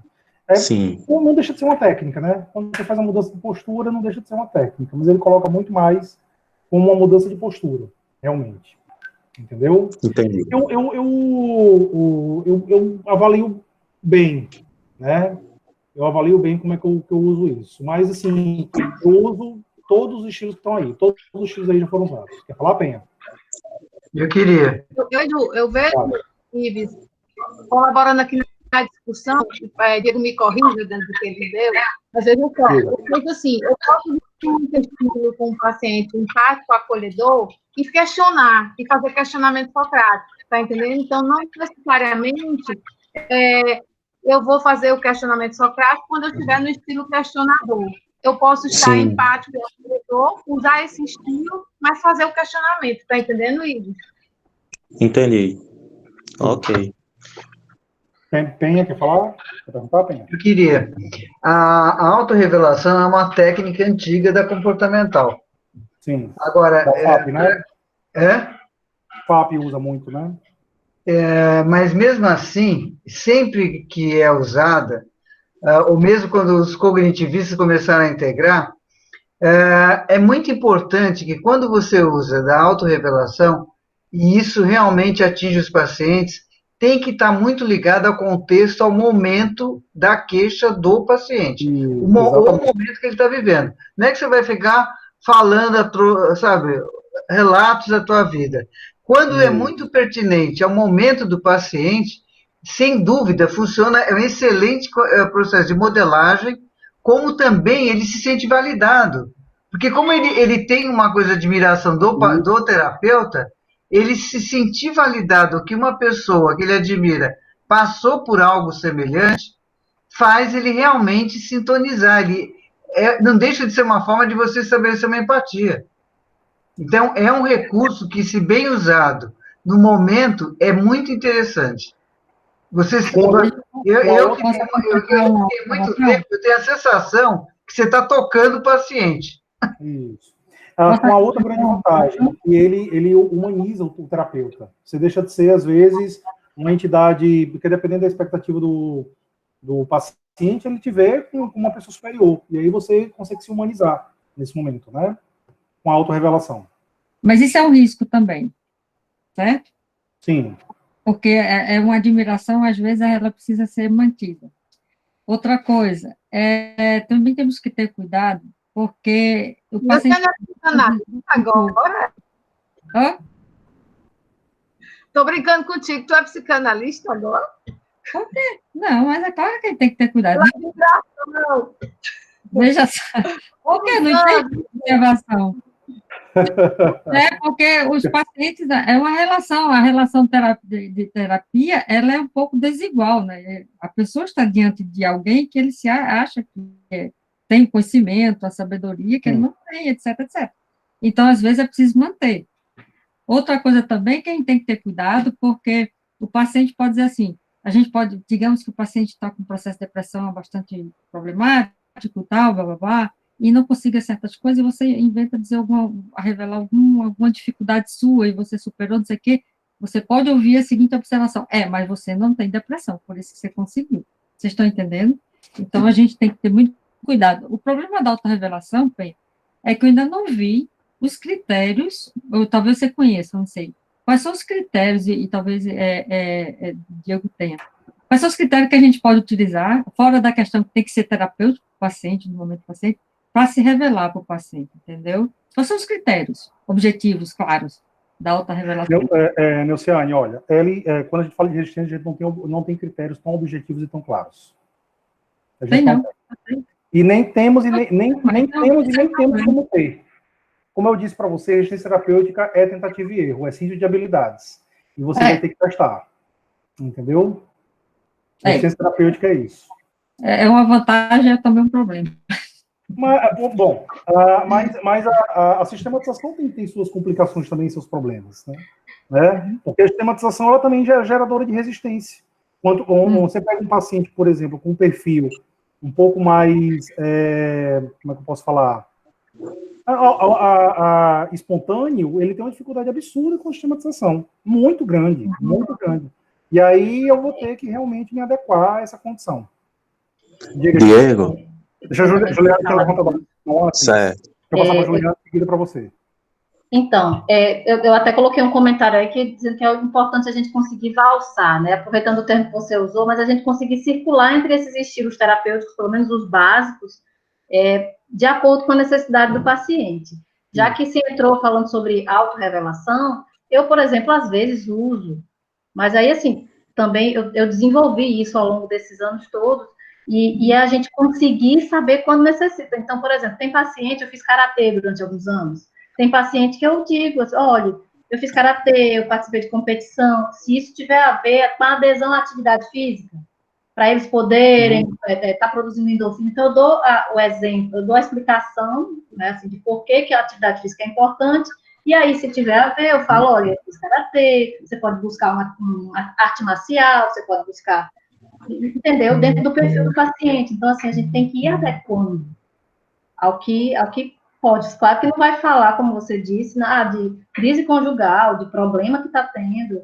Tem que ter muita sutileza de saber o que e quando falar, né? E como também. Deixa eu fazer um comentário relevante, antes de Ives falar. Se você for parar para ver, todos os profissionais que trabalharam com resistência fizeram uma única obra sobre resistência e pararam. Todos eles. O Leary só fez uma obra e parou, o L só fez uma obra e parou, o Beck só fez uma obra e parou. Quem insistia um pouquinho mais foi o David Burns. Ou seja, é uma ciência ainda muito inexplorada na terapia cognitiva. Bem inexplorada.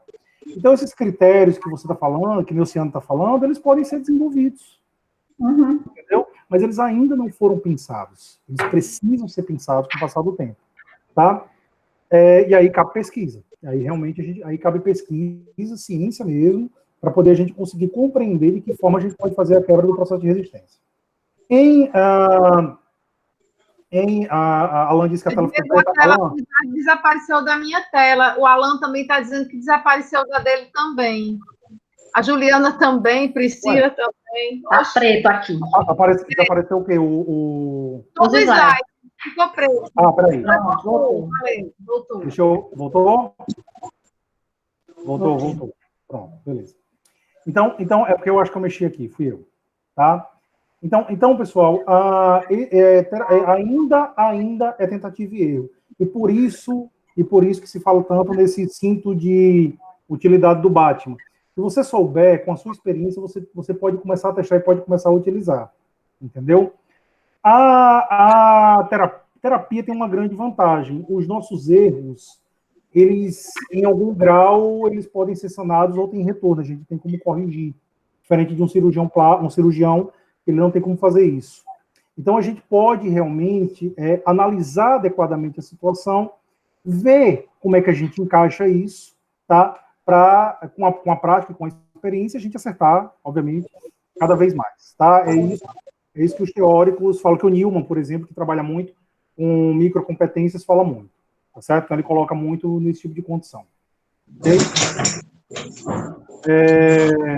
Então, assim, essa é a principal proposta do Welles. O Welles, ele defende muito o questionamento socrático. Ele acha que é a grande ferramenta que nós temos, tá? Porque a partir do momento que você coloca em xeque o padrão de crença e o esquema do paciente, e você posteriormente começa a quebrar, começa a colocar em dúvida, ele acha que isso é promotor de muita mudança, mas ele fala muito que isso não é para todo paciente, nem todo paciente isso vai funcionar. Um exemplo típico que ele dá é um paciente depressivo grave. Um paciente depressivo grave, questionamento socrático não funciona com esse perfil de paciente. Entendeu? Primeiro porque a cognição dele ele nem consegue raciocinar de maneira adequada. Oi? Tela preta de novo. Tocou em algum lugar. É quando eu mexo aqui, peraí. Aparelho voltou? Voltou, pessoal? Voltou.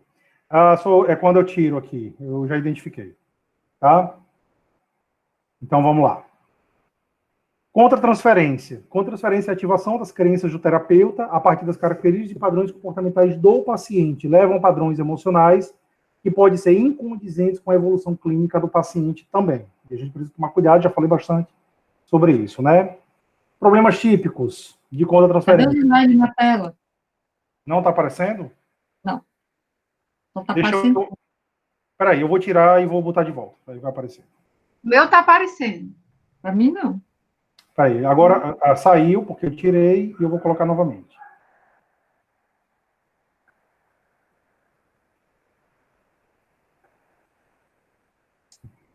Veja aí, eu acabei de colocar. Deve ter aparecido. Agora. Ok. Apareceu, pessoal? Voltou. Não, mas tudo bem. Luciane, apareceu? Não, estou vendo Diego, mas tudo bem. Vai, continua, Diego. Luciane, tem um botãozinho, ó, se você for ver aí, tem um botãozinho chamado apresentação. Se você clicar, vai aparecer. Ok? Ok, apareceu. Pronto. Obrigada. Então, leva a padrões emocionais que podem ser incondizentes com a evolução clínica do paciente, tá? Problemas típicos. Sessão de terapia estendida além dos limites usuais. Já passou muito do tempo e você permite que a coisa continue, né? Que o paciente continue lá falando e você não interrompe o paciente. Catastrofização sobre questões relativas à hospitalização de um paciente. Eu já precisei internar paciente, tá? Raiva de pacientes que telefonam entre sessões e você não coloca limite desse paciente. Inibição em coletar dados do histórico sexual, quando isso é relevante, importante. Ausência de acessão na cobrança de preço ou cumprimento do contrato, ok? Tudo isso são problemas típicos de contra-transferência, tá? E aí, esses esquemas podem fazer com que o terapeuta se comporte de maneira manipuladora, hostil, dependente, exigente, exploradora e até mesmo sedutora, ok? E aí é difícil o paciente conseguir lidar com isso. Para contra-transferência, pessoal, existe uma única grande sugestão que eu até já dei aqui, tá certo? O terapeuta ele precisa realmente ficar muito focado nas emoções pessoais. Ele precisa ver muito essas emoções. Então, assim, é difícil porque a gente está quase sempre muito atento ao nosso paciente. A gente esquece um pouco das nossas emoções. Mas a gente precisa ficar muito atento a isso. O que é que eu estou sentindo no momento da terapia? Tá certo? Porque a partir daí, aí eu vou usar os recursos da própria terapia cognitiva para poder fazer a modificação. Ok? E aí, quando eu consigo fazer isso, eu consigo realmente mudar os meus padrões esquemáticos, talvez até mudar o meu estilo terapêutico, a maneira como eu lido com um paciente resistente, e aí a terapia volta a evoluir. Ok, pessoal? Pessoal, era isso que eu tinha para falar, tá? Falei que ia dar polêmica, não falei, Sandra? Vou trazer... E aí, gostaria de ouvir um pouco vocês, se tem alguma pergunta. Isso. Pessoal, o Diego está aberto para as perguntas e a gente faz esse modelo. Quem for perguntar, abre o microfone. Depois da resposta, desliga o microfone novamente. Pode ser assim, gente? Vamos para as perguntas? Quem quiser fazer por escrito, faz. Tranquilo.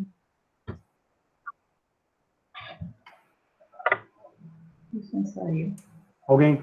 Pessoal, eu vou tirar... Deixa eu falar aqui brevemente, já que está aqui o slide, tá? Eu estou começando um curso de resistência terapêutica, esse curso está começando amanhã, tá, às 8 horas da noite.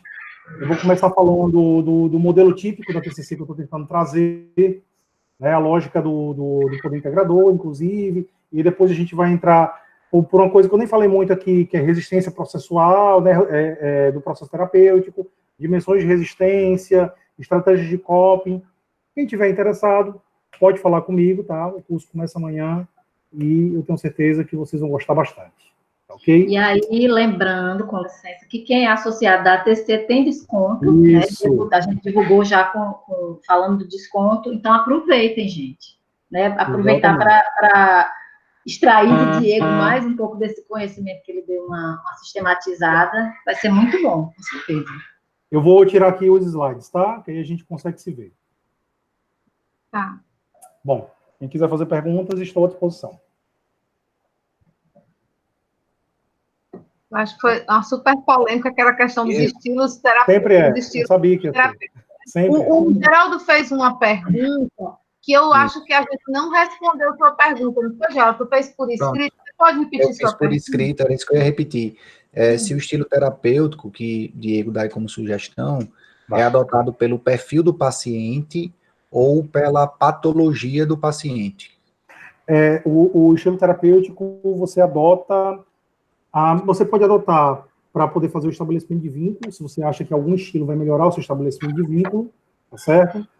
Ou você pode fazer realmente para quebra de resistência. Eu não faço vinculado a nenhum tipo de patologia. Agora sim, alguns quadros psicopatológicos, principalmente de transtorno de personalidade, exigem alguns estilos. O border, por exemplo, tipicamente ele vai exigir o confrontador.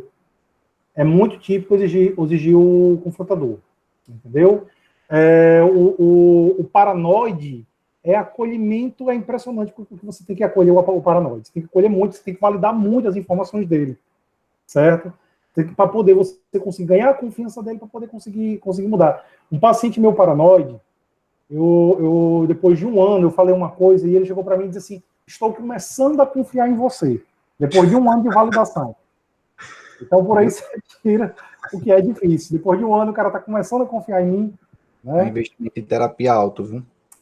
Pois é. Então opções aqui de perfil terapêutico.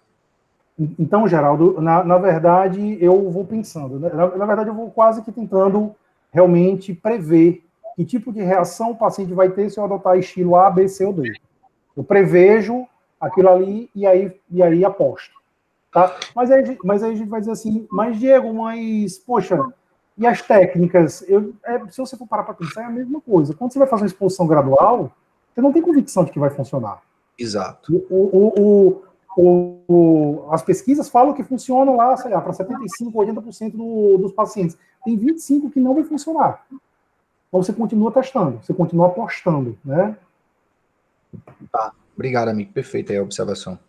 Não, que é isso, Geraldo. Mais perguntas, pessoal? Vamos lá, pessoal pensativo. O pessoal está indagando já sobre o curso, viu, Diego? O pessoal está perguntando o link, onde vai ser, já foi dito que é online. Vai ser online. Né? Vá, pode dizer. Tem slides, tem texto, tem discussão. É um curso de 6 meses, ele começa agora e acaba só em outubro.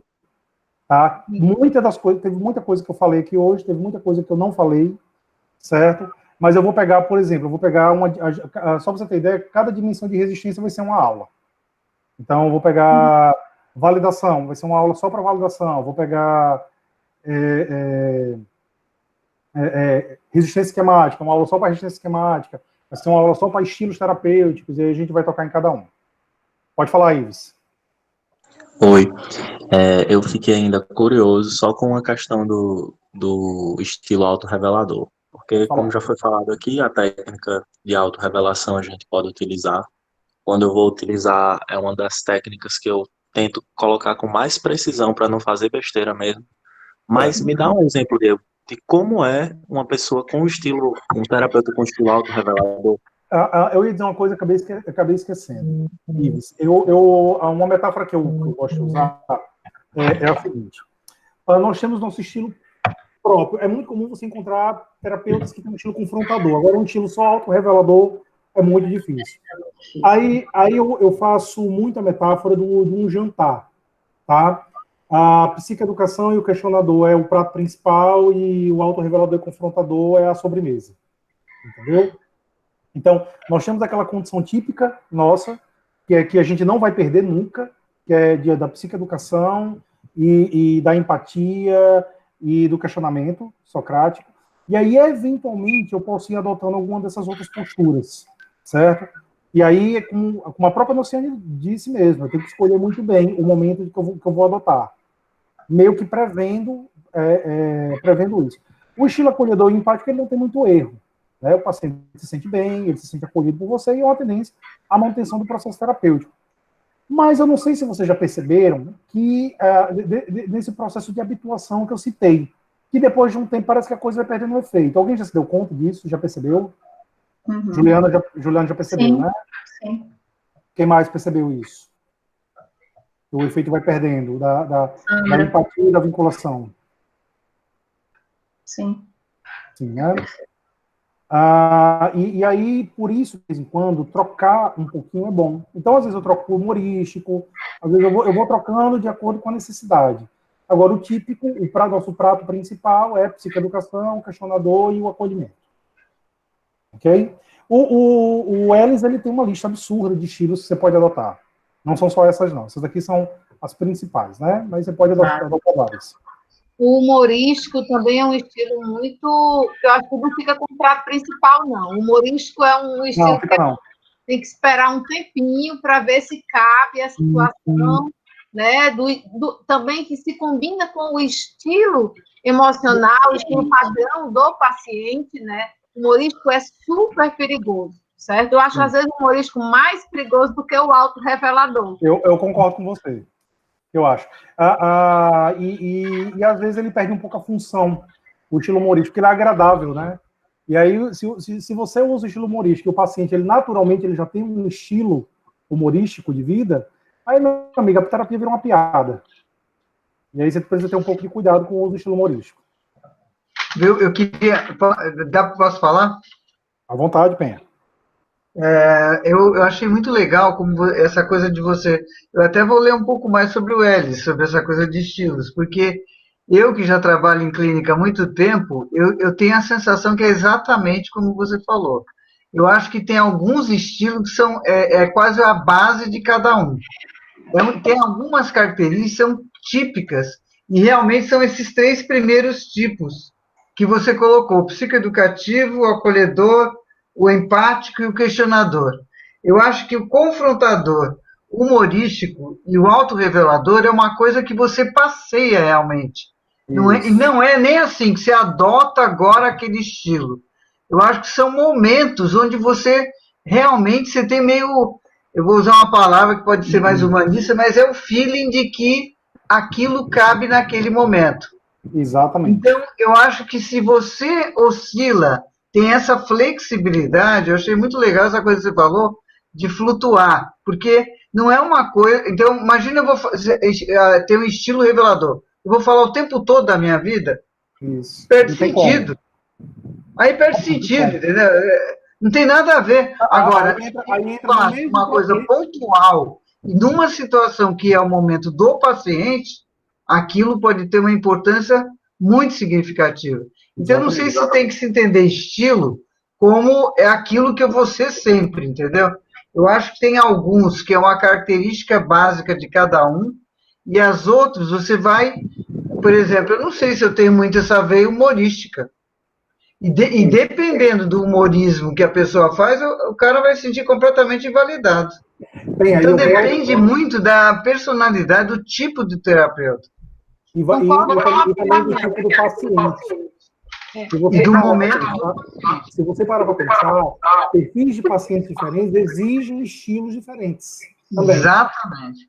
Entendeu? Você sabe que o Geraldo colocou uma coisa, e é difícil você falar, por exemplo, de acordo com a patologia. Porque às vezes você usa uma forma de abordar com um tipo de uma patologia que em outro paciente não funciona, pelas características dele. Então, eu acho que a gente tem que ter essa maleabilidade para perceber o que vai sintonizar. Realmente, o estilo é muito importante para trabalhar com resistência. Se você tem isso, parece que é mais fácil desfazer a resistência do paciente. Eu vou pegar o exemplo do próprio Geraldo, que Geraldo abrir o microfone. Eu tenho a impressão que Geraldo, como ele trabalha muito com adolescente, ele usa muito o estilo humorístico. Eu conheço, é um amigo, né? Fui aluno e hoje é um grande amigo, Geraldo. E eu tenho certeza que em terapia, muitas vezes ele usa o estilo humorístico. Concorda, Geraldo? No que a gente já conversou? Concordo, para acolher, sabe? Mas é que nem você falou, é tentativa e erro. Realmente, dependendo do perfil de paciente, eu tenho que dar uma quebrada, eu tenho que brincar um pouquinho, sabe? Nas primeiras sessões. Mas tem alguns que às vezes ficam desconfortáveis, que eu solto uma brincadeira e eu vejo que ele não está tão aberto, né? Como foi colocado aí. Às vezes o jovem vai para terapia e aí pode ser forçado pelos pais, né? E aí vocês falaram, não sei, acho que foi o Diego que falou, né? Que o jovem já tem uma resistência para ir para terapia. Aí eu fico brincando, que eu brinco com meus pacientes, sabe? Os boys, não, tu já não queria vir, né? Mas com o nome Geraldo, né? Acho que o cara tem não sei quantos anos de idade, né? E aí um jovem, às vezes, ele pode ter essa situação em se adaptar à relação ou à vinculação, né?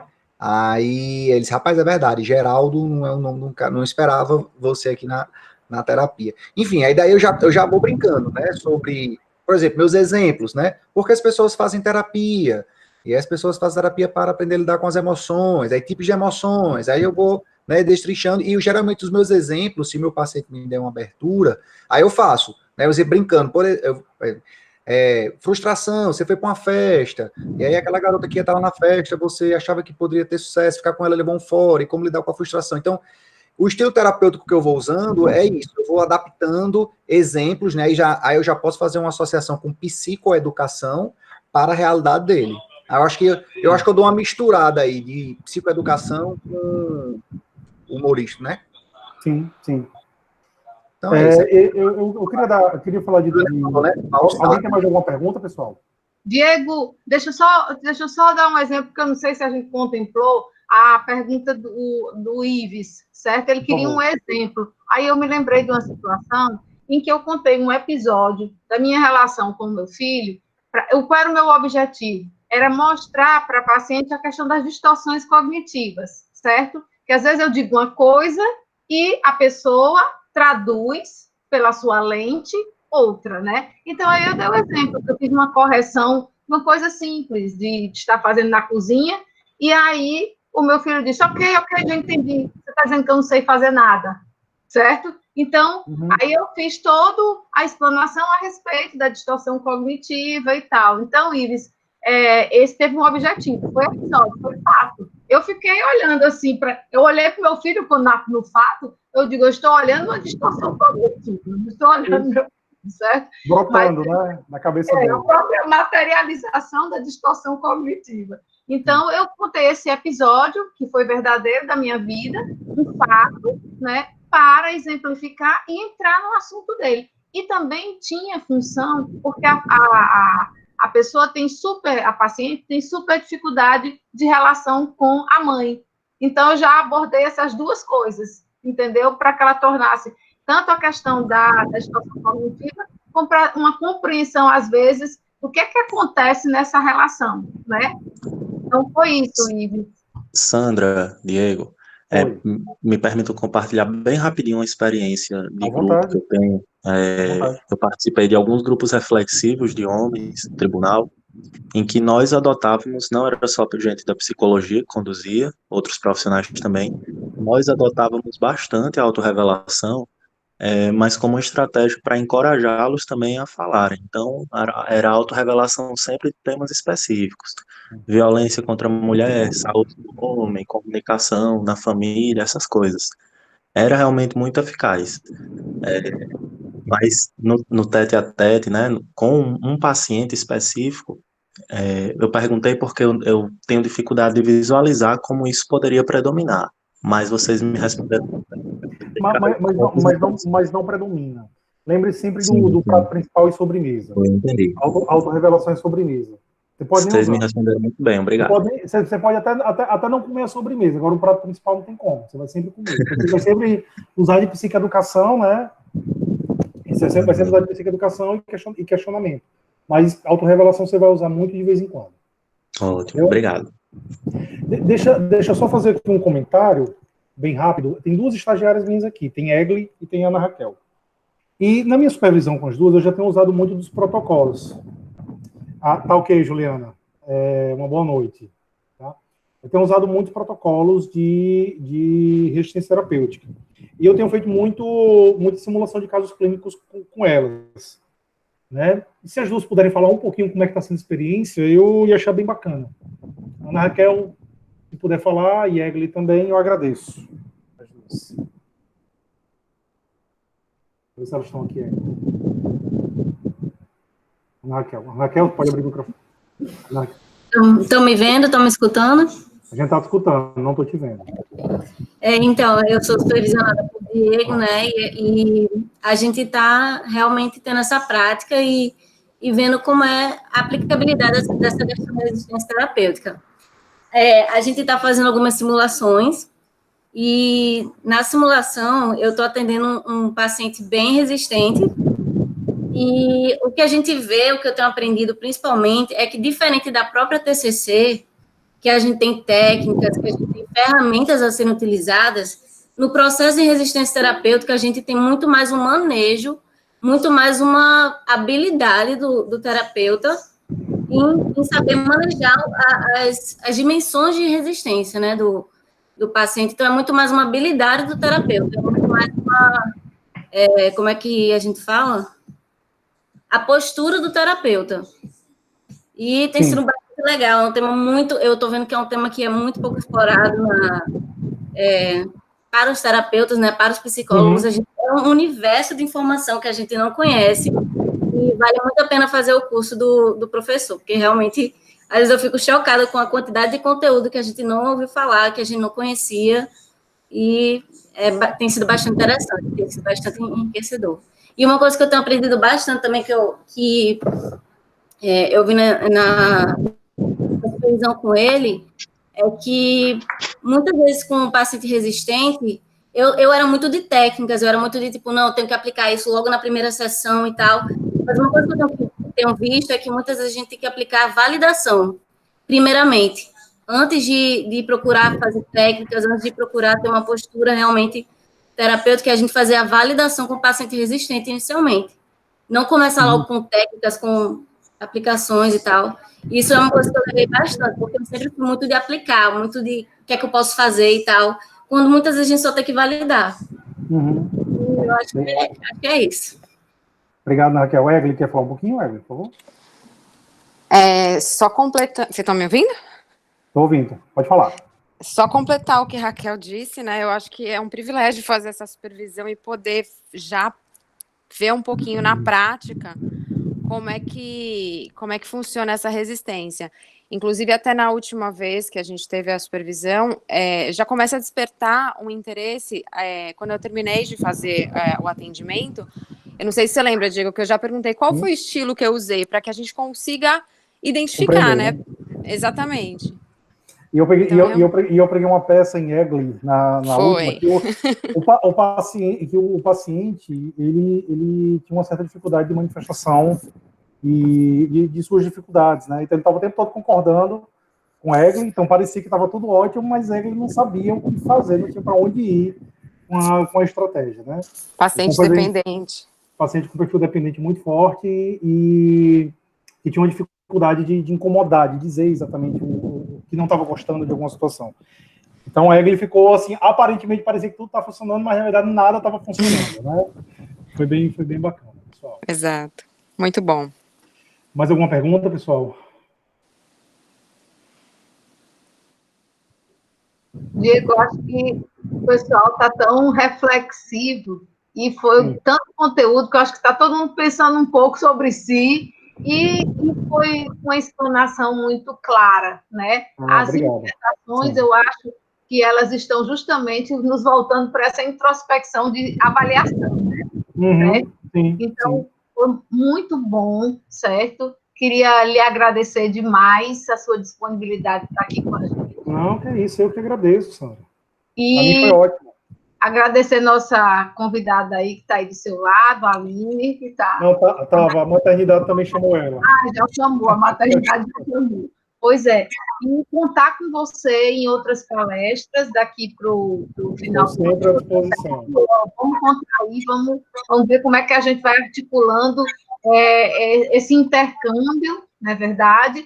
E dizer para vocês que o link do curso passe para mim hoje de noite, Diego, que a gente já bota no grupo, porque quem ainda não se inscreveu, pode se inscrever se tiver interesse, né? Então, assim, eu estou super feliz com a explanação, né? Eu estou super feliz com o encontro com todos nós aqui, né, nesse momento.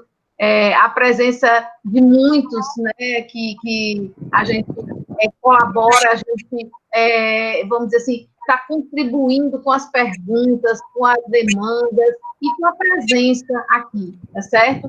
E foi maravilhoso. Vamos contar com você sempre, viu?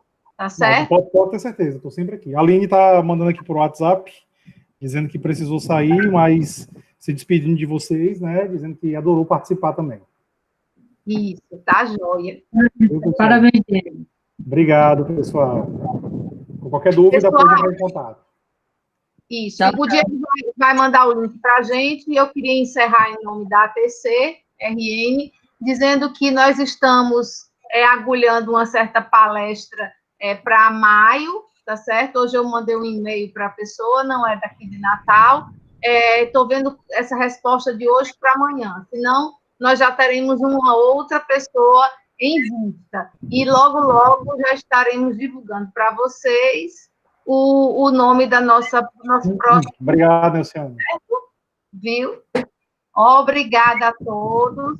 Estamos sempre integrados, estamos sempre voltados para a nossa qualificação e para esse bem-estar, né, de inter-relação entre todos nós. Tá joia? Beijo para todos, Diego. Muito, muito obrigada, viu? Eu que agradeço mais uma vez. Eu fiquei muito feliz de poder estar aqui de volta. Tá joia. Beijo, pessoal. Vamos nessa. Beijo, tchau. Até mais. Tchau. Até a próxima. Valeu, Geraldão. Cadê? Vou ligar aqui a gravação.